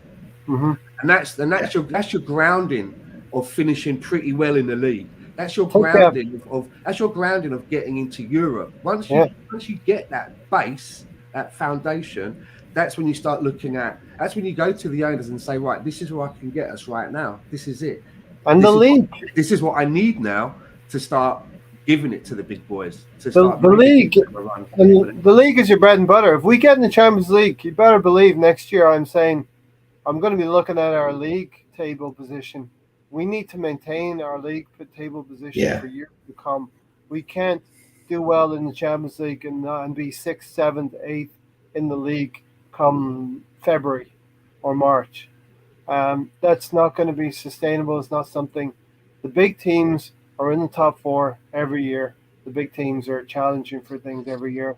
And look, Matt, as Stan said and Tom said here, we won at Leeds this year, which we could not do last year. And look, we were bad last year. We've been bad. The last 2 8th place finishes, nobody wants that. But I feel safe in saying we're not going to finish 8th this season. I think Stan's hit the nail on the head, to be honest. It has been very much in previous seasons where we've not been able to win those games that we should, in inverted commas, be winning. And as he says quite rightly, you've got to win those games and be consistent to get yourself even to a position where you can finish for Champions League. Once you've done that, then you can have the stardust and start asking for money to go and buy the big players that are going to push you onto that next level. And that's where we're at now. I mean, I haven't seen us this consistent for a long, long time. I haven't been watching Arsenal and thinking and not panicking when, any team attacks our 18-yard box for a long time. You feel a lot more calm, right? Yeah. Whatever team it was, there was always a worry. If a team was around our 18-yard box, they'd bag a goal, or corners. The wonders that we've worked on our set pieces, the wonders we've worked on our back line, the organisation and the discipline, the pressing, it's really impressive to see, the changes that we've made. Yeah, we're not perfect. Yes, we need more goals. We are struggling up top, to a degree. With Lacazette does fantastic work, but we miss, an on form Aubameyang when he was at his best, banging in goals left, right and centre. And that's something I'm sure we'll address. And we do need that, but we're only a few pieces in the puzzle, really, from being a very, very, very good side who can challenge, and really push the big boys and get results. So it's looking really positive, Yeah, definitely. This comment here. Yeah. Let's dive into Why Not's comment, and who wants to start? Yeah, I can start, right? So I'll read it out first of all, and then qualified for UCL under Wenger 20 years in a row. Okay, great. But can anyone put a hand on heart and say Wenger went all out to win the Champions League each and every one of those 20 years? No. He didn't go out to win the Champions League every one of those 20 years. Emery qualified for Europa, just missing out on the UCL places by 1 point. Correct. This is where the aged players, the players who were coming towards the peak of their years, Aubameyang, got us in that position but missed the penalty against Tottenham. We all know that. Reaching the Europa final with all the ill-mannered players everybody disliked. So maybe Emery did his job, Stan, but the players that he had didn't do the job on the field. No, you can't always just put it down to the manager as well. There are 11 people out there which are in control of the game, And I think the problem is there with Wenger is that the club never gave him enough to take it to the next level. They were kind of like, we just had enough to get into the Champions League, but we never were given that little bit extra to try and go and do something about it when we were in the competition. And again, I'm not singling out the assembled at all this week, but he says that what's most frustrating is the way that Arsenal fold under pressure. And I would agree with him, quite recently, that we were a team that used to fold under pressure, but I think that we've managed to sort that out in our game as well. Hence some of the late wins that we've had, and hence some of the celebrations that you've seen the team get digged out for, because they've managed to get something out of the game. I mean, we went down to 10 men against Liverpool. I don't think that we folded under that pressure. No, at Anfield. We came out of that pretty well, to be fair, even though we went down to 10 men. Not so recently, had that happened to Arsenal, that would have been it, man. They would have just given up the game. I'm gonna mic check Matt. Are you there, Matt? I am here. Can you hear me okay? Yeah. You can. You're a bit shy. This is the podcast of attrition, Stan. Are you going to throw me out next, Stan? Wearing us all down. What's happening? I don't know. Started what's with going 5, on. and we were down to 2, 2.5 right now. So listen, why not? I think you can single out the manager, you can single out the coach all you want, but you have to have the players as well. I thought we had what do you call those soldiers? Mercenaries, right? We had mercenaries in our team under Unai Emery. They didn't respect Unai Emery. They wanted to get to the Champions League, but they didn't have the quality to get there in the end. Chelsea took us part in that Europa League final. I don't know if this is the right way of doing it, but we've tore everything up, Matt, and we started again with a young, inexperienced. And Stan, I know you're on record as saying you didn't want to go this way, but we're going this way. You don't want a manager learning his trade on the job. at Arsenal.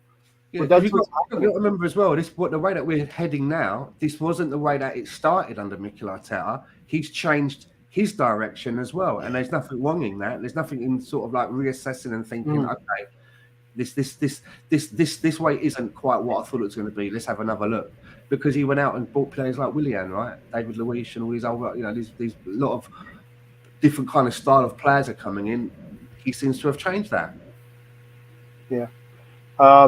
Why not ask him what is Arteta's problem with all of his own players? I think he's been with Pep for quite a bit. I think Pep has had a big influence on him, and we know Pep went out and bought fullbacks to transform that Manchester City team to win leagues for them. He wasn't happy with the players.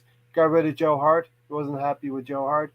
He got a goalkeeper, and I think that's Arteta's been influenced that way. And when you've been taught by a teacher to do something one way, you're not going to change too much. You know, what's most frustrating is the way Arsenal fold under pressure.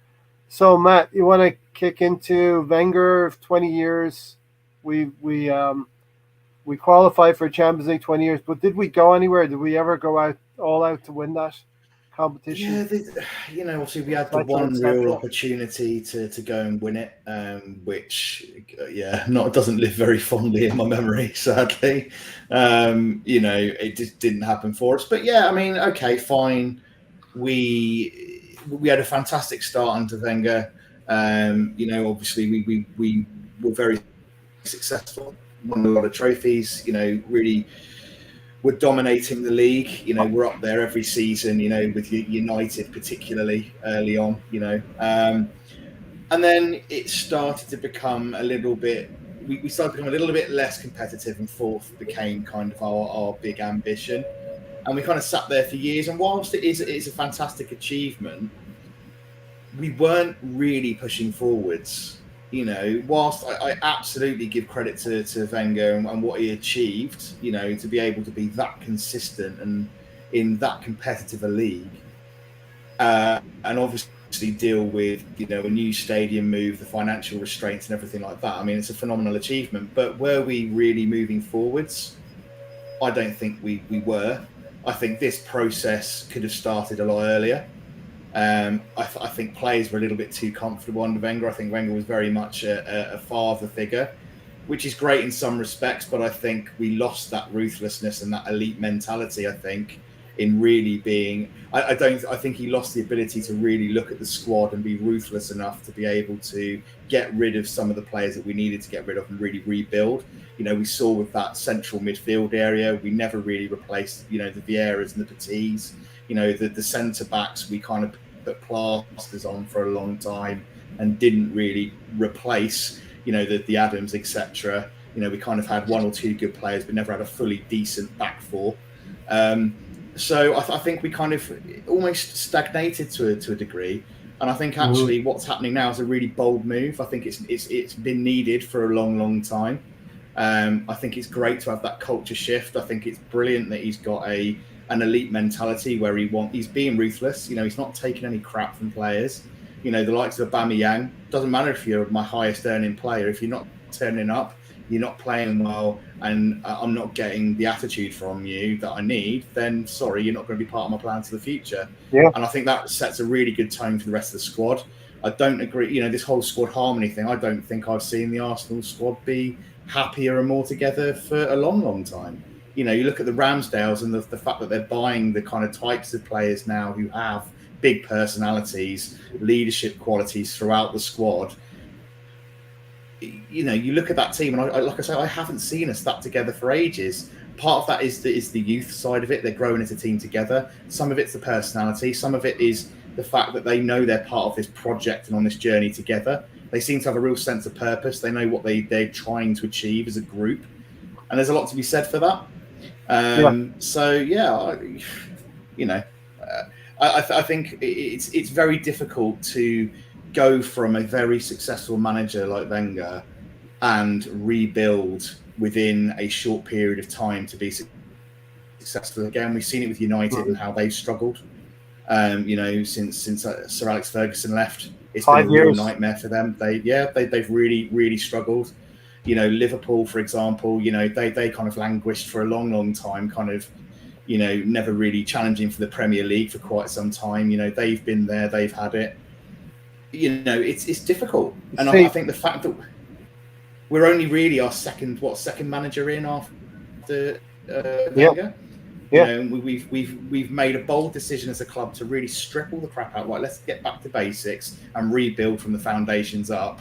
And whilst everybody kind of scoffed at it and laughed at us and said, "Oh, look at where you are," suddenly the tables have turned, and clubs like United are now looking at what we're achieving and saying, "Well, that's how we should be doing it." It's funny that, isn't it? You know, given 3 games at the beginning of the season, and now they're all starting to look at us and going, "Actually, you're doing it the right way." Yeah. The biggest thing for Arsenal is we're no longer the banter club. You know, you touched on Man United, 5 years without a trophy. Stan, you remember Arsenal was going on 9 years without a trophy, and it didn't take long for the media to start banging that drum. 5 years, 6 years, 7 years.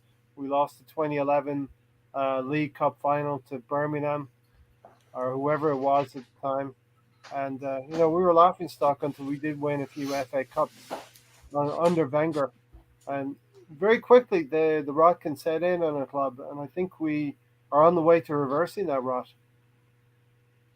I think we have had some a good back four since the Adams days. I think the Assemble brings it up there as well. Lorraine, Campbell, Torre. Yeah, so I'm talking the very latter end of that. Yeah, right, of course. Yeah. You know, when you're looking at Lorraine, Campbell, I'm talking about the kind of latter years of that. Right. Yeah, I mean, Gallus. look at that back line. Gallus, yeah. But this isn't the first time. We know there's a lot of talk about the way that we're going at the moment with the youth. This isn't the first time that we've tried to do that. I remember Arsene Wenger going all in on a Project Youth as well, with players like Kieran Gibbs, Denilson, a young Song. We had a lot of youth coming through, didn't we? There was Jack Wilshere, there was a Fabregas in there, a lot of young players. Yeah. But where we went wrong is to protect those players, we gave them really high wages to stop people sniffing around. And I think that I don't know whether it was the choice of players or whether it was giving them these high wages too early. They never seemed to really to fulfill their potential at Arsenal, did they? You look at players like Gibbs, you look at players like Denilson. I'm just going to use those two as examples. Players like, you say that, you know, players like Wilshere and, you know, having Fabregas in the team, we never really seemed to fulfill the potential that I thought we were gonna with some of the players that we brought through. We've tried so many strikers from our academies over the years as well, and none of them ever seem to work out, do they? We always seem to have strikers at academy level that rip it up in Premier League Division 2, under 23s, but have always found it very difficult to make the step up. And that still seems to be a problem, because you only have to look at Eddie Nketiah at the moment, which I think is a glaring example of someone that was scoring goals for fun. Yeah. And to a certain extent, Balogun as well. You know, hopefully by putting Balogun out on loan early, it's going to help his game. But we've done all right from the academy, but we've also had we've had a lot of in the striker position, nothing. I can't remember the last time we brought a defender through either. Yeah, I know. The last time we brought a defender through, whether it be a fullback or a centre back. Yeah. Why not said the stadium debt was 20 to 25 million a year. What Wenger said about we have to sell players, liar, full of crap. We generated enough to cover, even without the UCL money, 60 plus every year. Yeah, there's something to that. Arsene Wenger was almost obsessed about repaying the debt. I bet he's never had any debt in his personal life as well. Emery should still be in charge. He should have made all the decisions, not the Spanish Ole. We would be in a better position with a far superior manager. Then blame the Arsenal fan base for denigrating Emery's language and the way he tried to speak English, even though he could speak far more languages than probably all of us put together. Don't blame nothing but ourselves with that, and blame the players who undermined Emery as well. Yeah, there was. I mean, if we're hearing reports about players taking the mickey out of him and doing impressions and that behind his back, surely Emery's employers would have got wind of that as well. And that's never a good situation to be in, right? If you're looking down the chain of command and you're thinking to yourself, well, do you know what I mean? All of the privates are taking the piss out of the sergeant. This ain't going to work. Yeah. Sargent needs to have a bit of authority over this. So Mhm. there's a lot of factors. You can even put it down to the media as well. You could say that the media probably had a little bit of a hand in the downfall of Emery. We all did. Do you know what I mean? I think somebody just came into the chat box earlier and they said good evening. It's still there, right? It's still that tagline is still there. And Yeah. I'm not having a go at anyone about that. I like to have No, it is what it is, right? I like to have a joke as much as the next person Yeah. about it. And I'm a big piss taker myself, but there is a lot of factors to why Unai Emery is no longer at Arsenal. The fact as well that he went to the owners and said, like, you know what I need? I really need a left winger, and I want that Zaha. person to be Wolford Zaha. And his doorbell rang the following morning, and when he opened the door, there was Nicolas Pepe. All right, Pepe was there. he wasn't even, able to really, get some of the players that he wanted to. Yeah. So it was doomed Yeah. from a lot of doomed from the start in a way. Yeah, I mean, from the start. But I remember his first press conference and huge courage to conduct that in English as well. You know, I hold a serious grudge. Says why not? Wenger isn't forgiven by me and won't be until he starts telling the truth, and we win a league again. You know, listen. If you can't see progress under Arteta, and if those players didn't believe in Unai Emery, those mercenary players that I'm calling out, you have to believe. We can only see our own players get rowing in the same direction with Mikel Arteta, and we don't know what's going on behind closed doors. So you have to believe that the players are happy with Mikel Arteta. We're all rowing in the same way, and those players are fit to wear the Arsenal shirt right now. Exactly, Stan, Flamini, Fabregas, Percy, Bender, and Vela. So we'll get out of here in a few minutes. We're going to do a Kahoot quiz. I don't know who's going to join us, but hopefully we get a good accounting there. Come on, you Gooners. One other thing I want to tack on to the end of this, Matt, this conversation about Arteta, Emery, and Wenger. I have to believe there's two ways to look at every conversation. The Cronkies hired Arteta. Some people will say they hired Arteta to be a yes person, a yes man.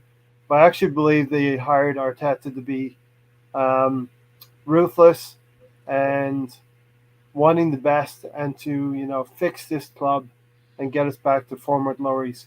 And I think you can say hiring a novice manager would be a yes person, or you could say hiring a novice manager, he wants to make waves in the football world. And I just happen to believe the latter. I think Arteta's here to make waves, and he wants to do it. Yeah. It's going to spend. We spent money over the years, so the argument is void for me. We are going to spend money, but I do believe we've hired a young manager to be ambitious, and I think that's the path we're on. Personally, I think it was a bold move, 100% a bold move. I think we've all had doubts, both prior to him becoming the manager and since, because it's not been a perfect ride. And it's a challenging job for anybody of experience, as Unai Emery found out.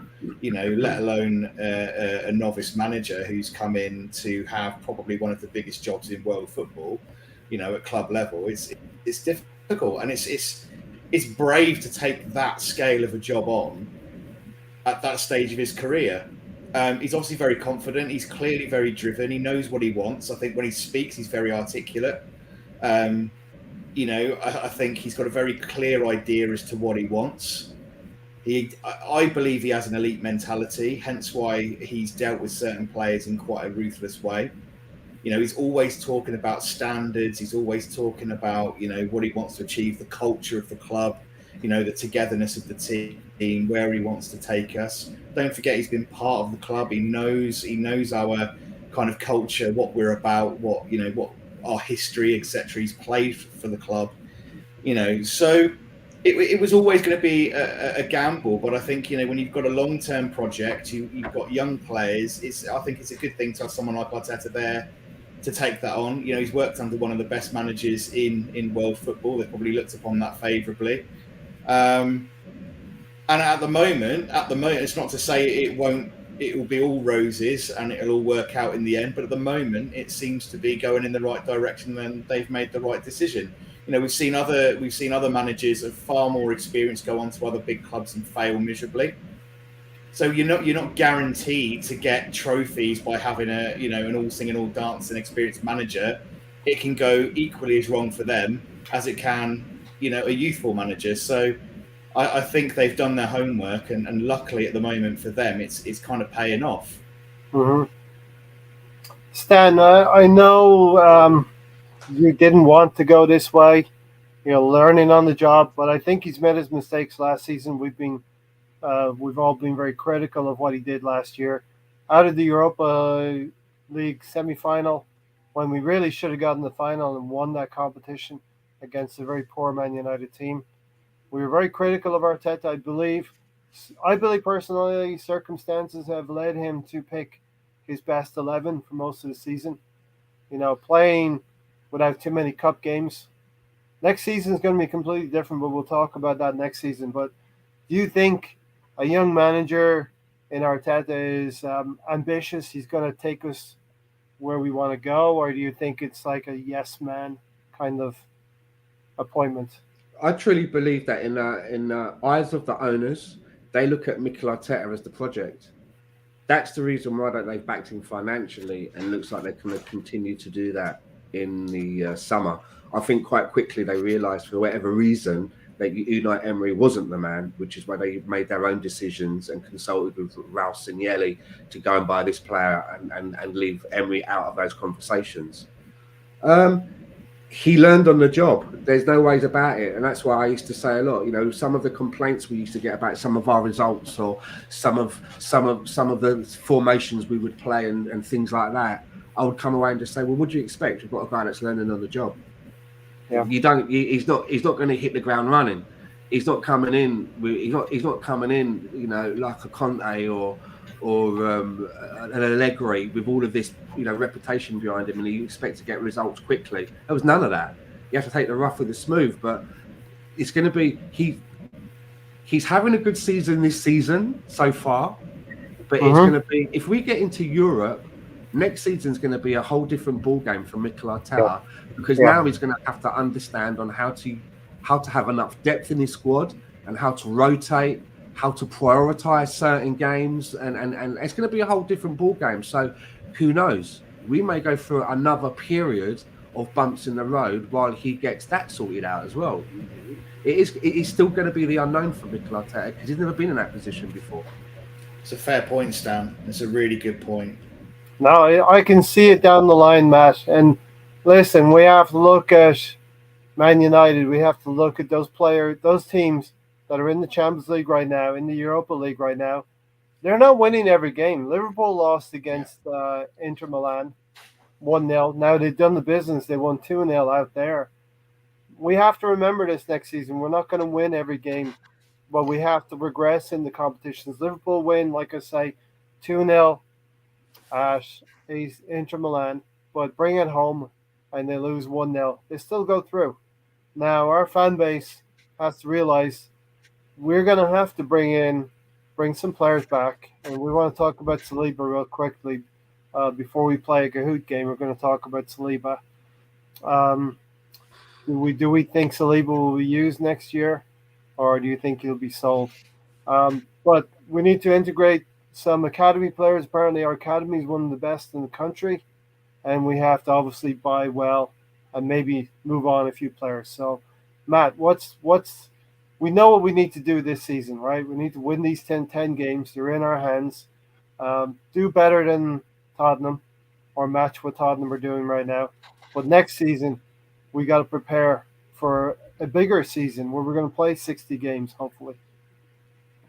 It's big. Like Stan says, suddenly, we're in one competition at the moment, and that's simple enough. Okay, arguably we've got a very thin squad still, even for the one competition we're in. But suddenly, when you start putting, the FA Cup, the Carabao Cup, the Champions League, that's a lot of games to play, and we're going to really have to go out in the summer and really bolster the squad wisely and do some smart business. It's going to be a challenge for Arteta, like you say, to be able to keep those plates spinning. and be able to rotate the squad enough and be able to get, because getting a consistent set of results in the league is one thing. To be able to mix and match players and lineups and be able to get consistent results across 3 or 4 competitions is a completely different ball game. So I agree with Stan. I think we probably are going to see some inconsistency and some bumps along the road in other competitions while he's trying to keep the plate spinning. I think that's inevitable. I think any realistic Arsenal fan is probably going into, if we do qualify for the Champions League, we're not going in to win it. Let's face it. We're going to try and make a good account of ourselves and not be embarrassed, and do as best as we possibly can. But it's a growth phase, and I think, like I say, we probably aren't going to do particularly amazingly. We're not going to set the world on fire in Europe, but it's about building. It's about giving our young players that experience in Europe and getting them better and better equipped to deal with the pressure of playing in big games on big stages against the best players in the world. That's only going to make them better.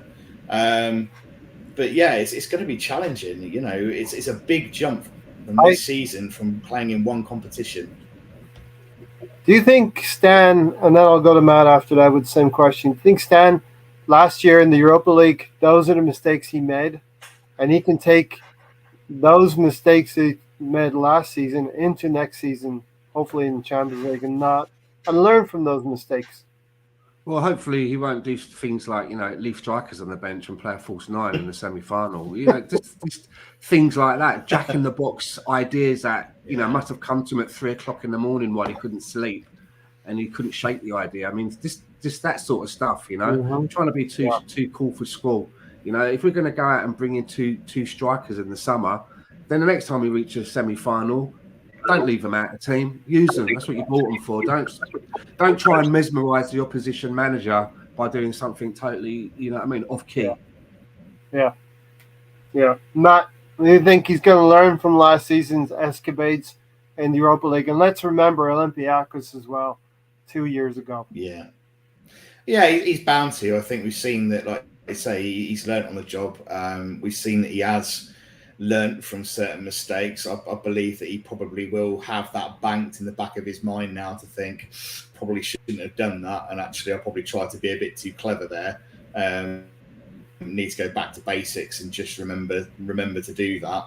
I think he will learn, but like I said, there will be new learning curves to come. Like I said, I don't expect us to go and set the world on fire, but like I said, I just expect us to not do anything stupid and just go out there with a decent setup and not try and, as Stan says, mesmerise the opposition and do anything too crazy. Yeah, I think he's a quick learner. I think we've seen that, but he is still learning. He's not got 20 years behind him, has he? I'm gonna go all out here and say that you're not. He's definitely bantering us. He says, "I'd rather not be." There's been a sea change from Thursday night. He was okay before Thursday night, but then Thursday night when he said Santi Cazorla was overhyped, that's when I was like, okay, why not? What are you doing? You know what I mean? I was just looking at his comment here. It said, I'd rather not be in the Champions League for the attendance award and extra revenue for the cockroach family. I think he's been hacked. That's the old. I don't understand. Why would you not want us to be in the Champions League? That's the old argument. We don't want to be in it unless we can win it, Stan. I just look at it this way. I want Arsenal to be in every competition because that means I get to see more football matches on the television. That's how I look at it. That logic. I don't want us to be out of competition. I want to be able to watch more football, Arsenal play more football matches. That's it. So I want us to be in all competitions for that reason. And the competition right now is Kahoot. That's a minor competition. It's probably the 5th most important trophy of the season, right? But Mr. Tom has won it a few times. But yeah, definitely, I agree with you, Stan. It's that old one. Do we want to be just in it to participate? Well, if it means getting better players and you like Arsenal winning games, and it doesn't, do you like being depressed because Arsenal have lost? I don't like it. I like my team to win games, and then we sit back and watch other teams looked like shite. I mean, Forgive- when people forgive say, the language. when I hear people say that, for me, it's like the next thing is why don't we get relegated so we can just go and tear it up in the championship? Yeah. It's like that. I'm not saying they say that, but it's like that would be the next thing, right? Well, we should get relegated and we can do really well in the championship. I mean, why would you not want to be in the Champions League? If you're not in the Champions League, you can't win it. Yeah. And if you're not in the Kahoot, you can't win it either. We got 6 entries right now. We can take 4 more. We'll give you 2 more minutes. Download that Kahoot app if you don't have it already. It's an April Fool's quiz, just because it's April. There's nothing foolish about playing the game, right? Yeah, Matt. I was just gonna say, I think people forget just how competitive football is now. It's not like, maybe it was when it was, United and us battling for first and second. Money is massive in football now. It is much more even. Not. I say much more evenly distributed. It's not because obviously the top 2 or 3 teams, there's a big gulf between them and the rest of the league. But the rest of the league, from third, fourth, maybe down to kind of 8th, it's hugely competitive. The gaps and the amount of money that each of those clubs has never been bigger. They're much more able to compete with each other. It makes it much more difficult to qualify for Europe. The teams in Europe all improve year on year. The finance and the gaps between those teams gets bigger. It's not easy, to be able to get into the competition, let alone, get past the group stages. It's a phenomenal achievement. Yeah. And it's huge for us as a club. I still think it's easier to win the Champions League than it is to win the Premier League. It's easier to win Champions League than it is to win Kahoot. Okay. Well, that's enough hyping up Kahoot, right? It is just a fun, interactive game. Well, let's see who's in here. Good. Ray Anderson's in. Gunnar Glen's in. Thanks for joining us, Gunnar Glen. AFC Reds, Mr. Tom, Stone Cold, and Rami Yasu. I believe, Stan, you might be Stone Cold, right? You got to be Stone Cold. Do you think so? I wonder why would you think that? Why would you think? You're playing from a burner phone, right? Well, I'm here today, so I might as well play, right? You've roped me in. All right, here we go.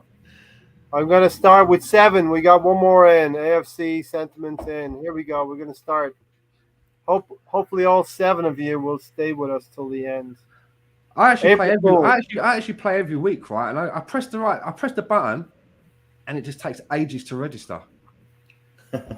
All right. First one is, which team is not in the running to join England, USA, and Iran in the World Cup group?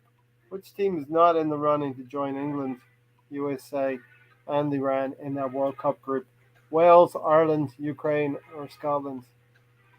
Which team is not in the 3-way playoff to join that World Cup group? Yeah. You need 3 seconds for your 7 answers. My wheel is still spinning. Ireland is correct. Ireland did not make it, unfortunately. Gunnar Glen and I know that very well. But we did beat Lithuania recently. So there you go. Rami Yasu's off to the lead. Good lead. Mr. Tom second. The AFC Reds third. Gunnar Glen up to 4th place. Stone Cold. No answer. Didn't register. What the heck? Arsenal signed Vieira from AC Milan. Is that true or false? Arsenal signed Patrick Vieira from AC Milan. True or false? I'm completely batshit crazy.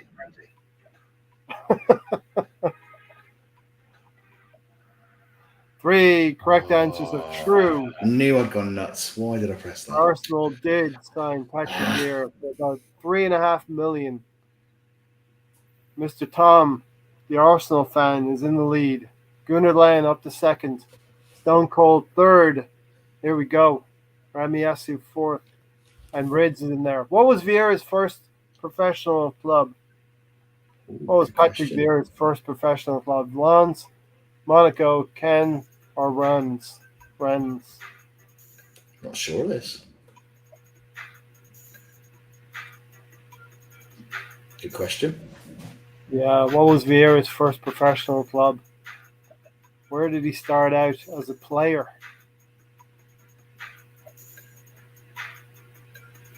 6 answers logged. Ah, Two correct answers of Ken's. Ken's was the correct answer. that's a good question. I did not Yep. know that. AFC Reds has jumped. I thought it was I think Reds. Well done, Reds. Reds. Gunnar Glenn is close. Third place is still up for grabs. Stone Cold third. Ramiyasu fourth.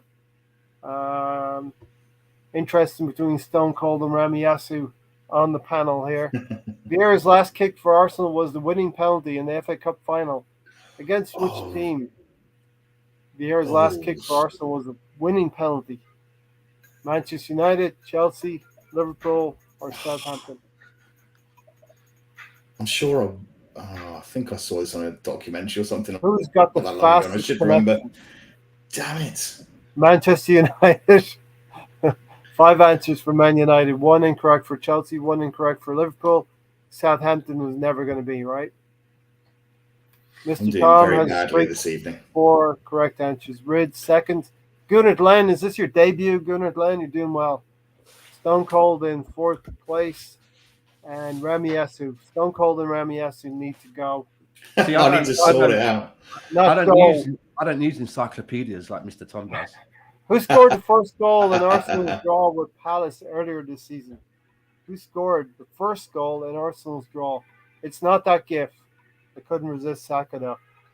And Saka's not a choice. Laka, Aubameyang, ESR, or Pepe. Who scored the first goal in Arsenal's draw with Palace?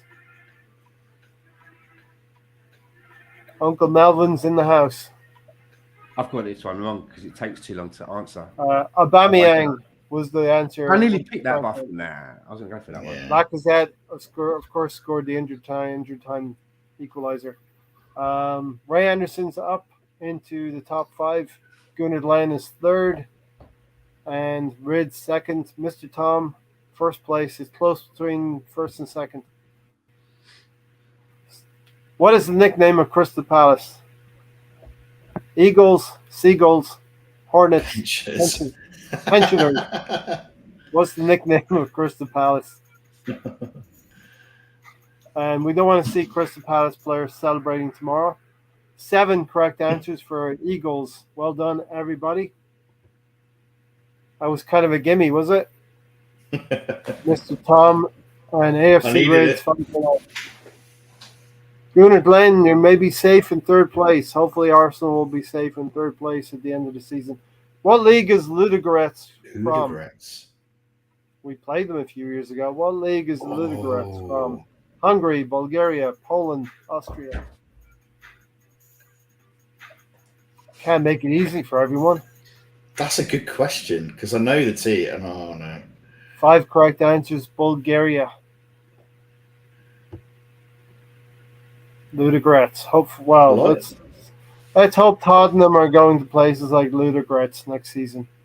Mr. Tom, 1st place. Rids close behind. Gunnar Glenn looking good in 3rd. Ray Anderson and Stone Cold need to catch up to Gunnar Glenn. I think there's 4 left. Crystal Palace keeper Guaita was born in. These questions, blimey. What country was Guaita born in? Chile, Spain, Portugal, Mexico.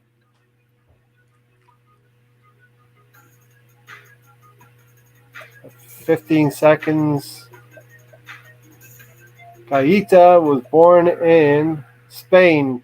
2 correct answers. Yep. 2 correct That's answers. such a Mexican name. Damn. Reds. Really? Reds is taking the lead. Reds has come with a winning streak of 6. Yeah. Go on, Rich. Ray Anderson in 3rd. Gunnar Glenn, you keep that 3rd place against Ray Anderson. Come on.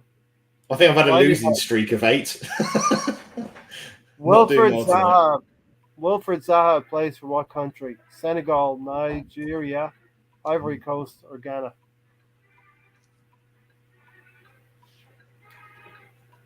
Wilfred Zaha plays for what country? 6 correct answers, Ivory Coast. 1 incorrect for Senegal. Rids, correct answer 7. Mr. Tom, could be hard to catch Rids now. Ray Anderson. And Gunnar Glen fighting it out for third. That's the biggest one here. Third place Good effort, guys. up for grabs. Come on, Ireland. Come on, Jamaica. Who scored the first goal of this weekend's games? I don't fucking know. I was in bed. Jota, Kevin De Bruyne, Harrison, or Fabinho? Who scored the first goal of this weekend's games? Stan does not know the answer. Guess, Stan, guess. I did. Jota. I wasn't Jürgen gonna- Jota. No, I was that mug that went for Harrison. Ray, Andy in third, Gunnar Glen in fourth. The positions may be set with, I think, one question left. Here we go. Last one. Biggest upset of the weekend's games. Was it Manchester United? Was it Chelsea? Was it Liverpool? Was it City? What was the biggest upset?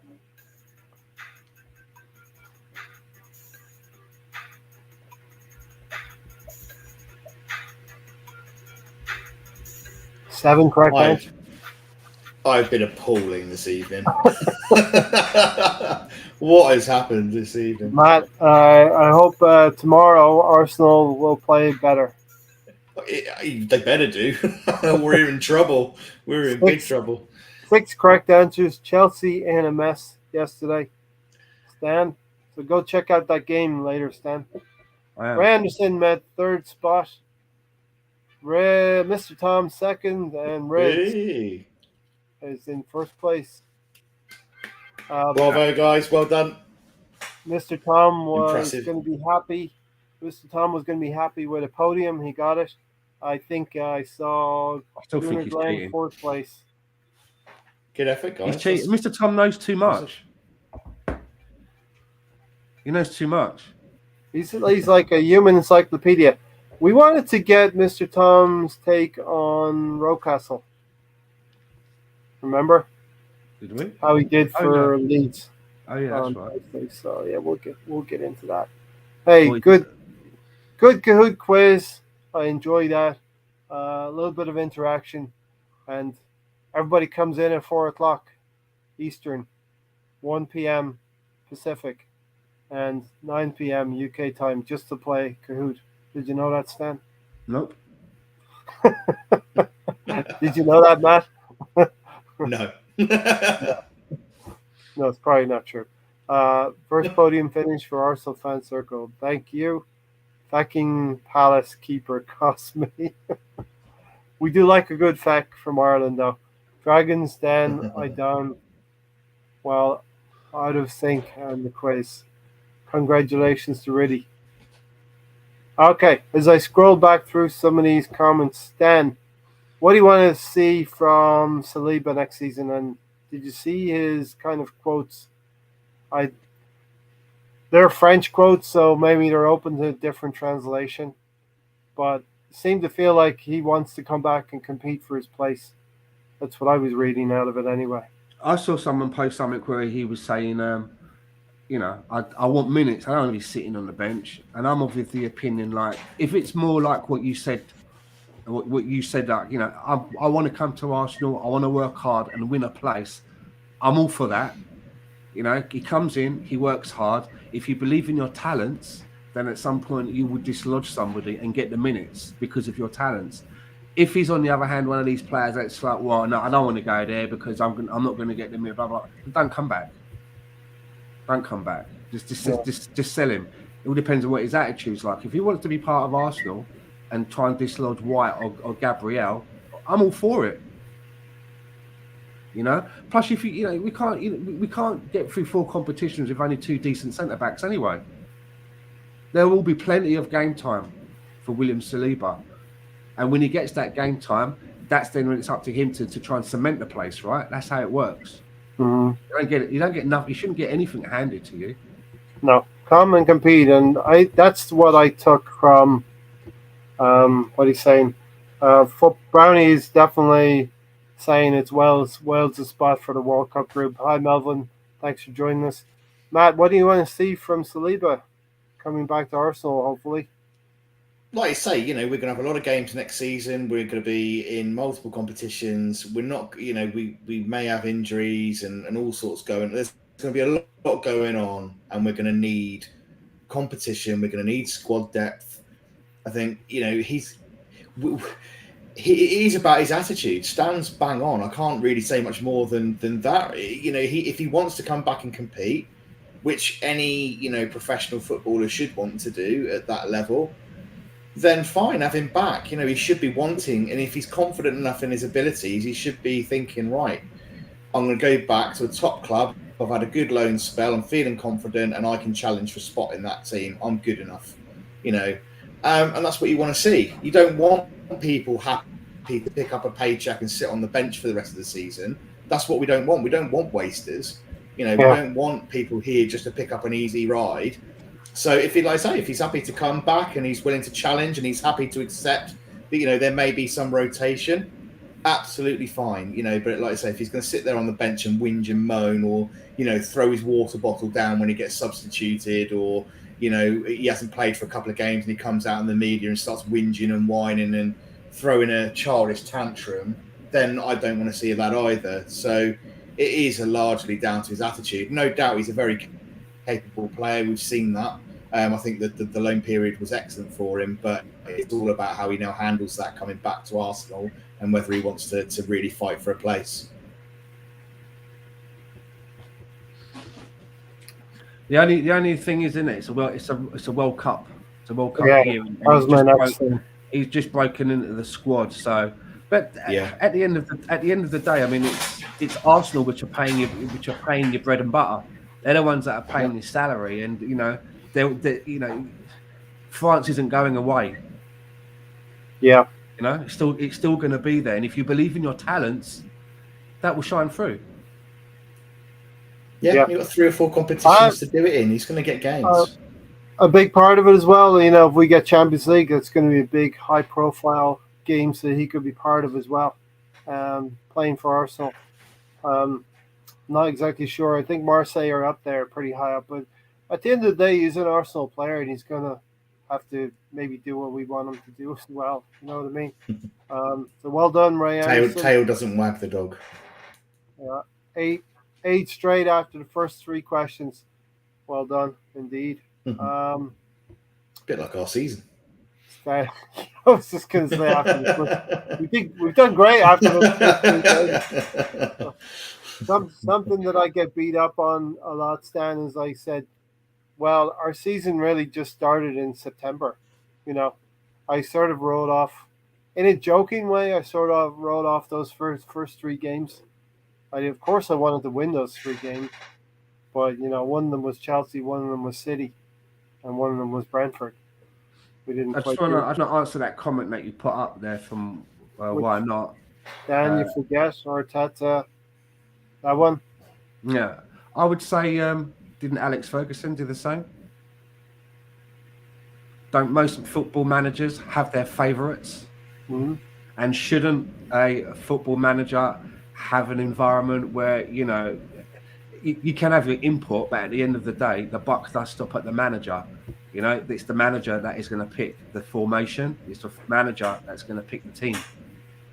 So there should be a certain amount. There should be a certain amount of discipline, And if the manager that does say jump, you should be saying, well, how high? You shouldn't be saying, well, I just jumped a second ago. I don't really feel like jumping right now at the moment. I'm actually going to go off and get a coffee. There should be a certain amount of discipline. Yeah, for sure. Listen, I think we'll round up with final thoughts for tomorrow, unless anyone wants to speak on anything we've talked about, or forever hold your peace.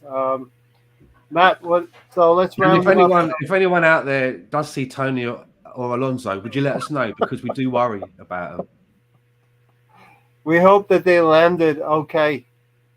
Tuck and roll, right? Is that how you land? Yeah. I don't know where they're gone. I don't know where those 2 went.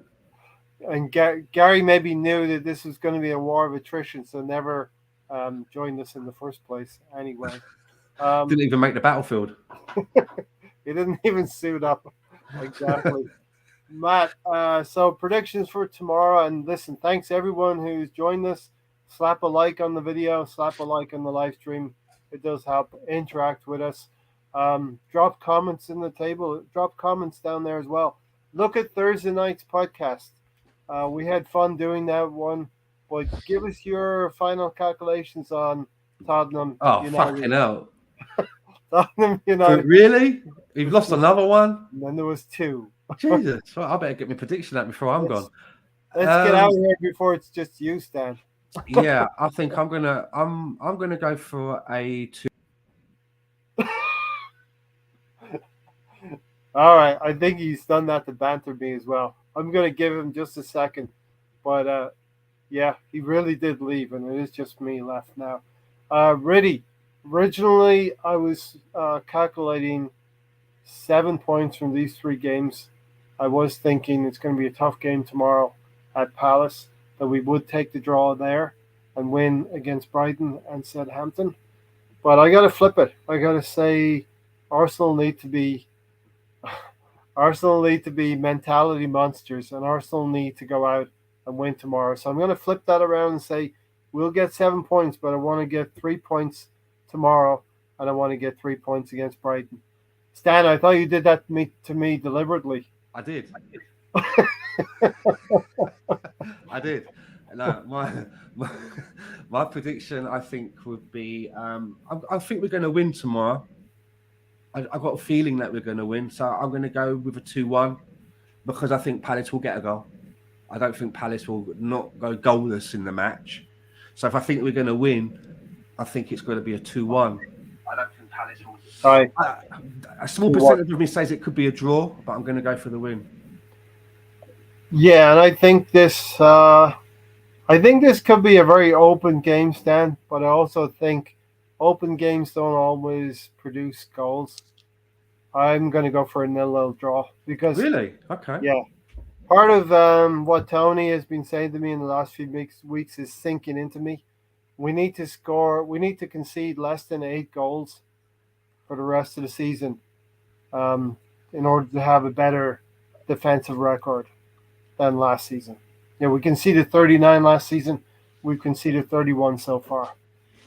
So that's 8 more goals. If we concede 8 more goals in these 10 games, then obviously Tony's going to have bragging rights. I don't want Tony to have bragging rights. No, we don't want that. No. So listen, I think I'm going to go for the 2-0 win.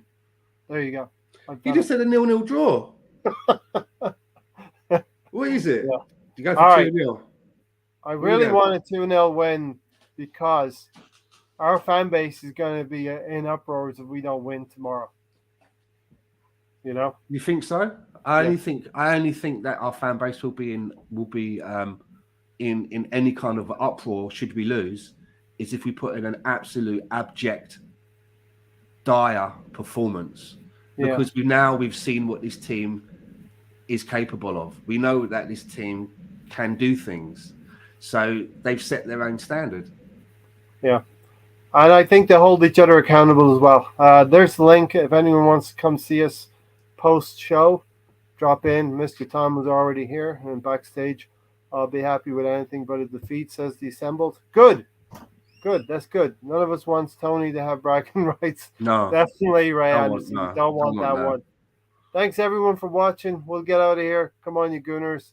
And slap a like on the video. And we'll see you on the next one. Take care, everyone. See you later.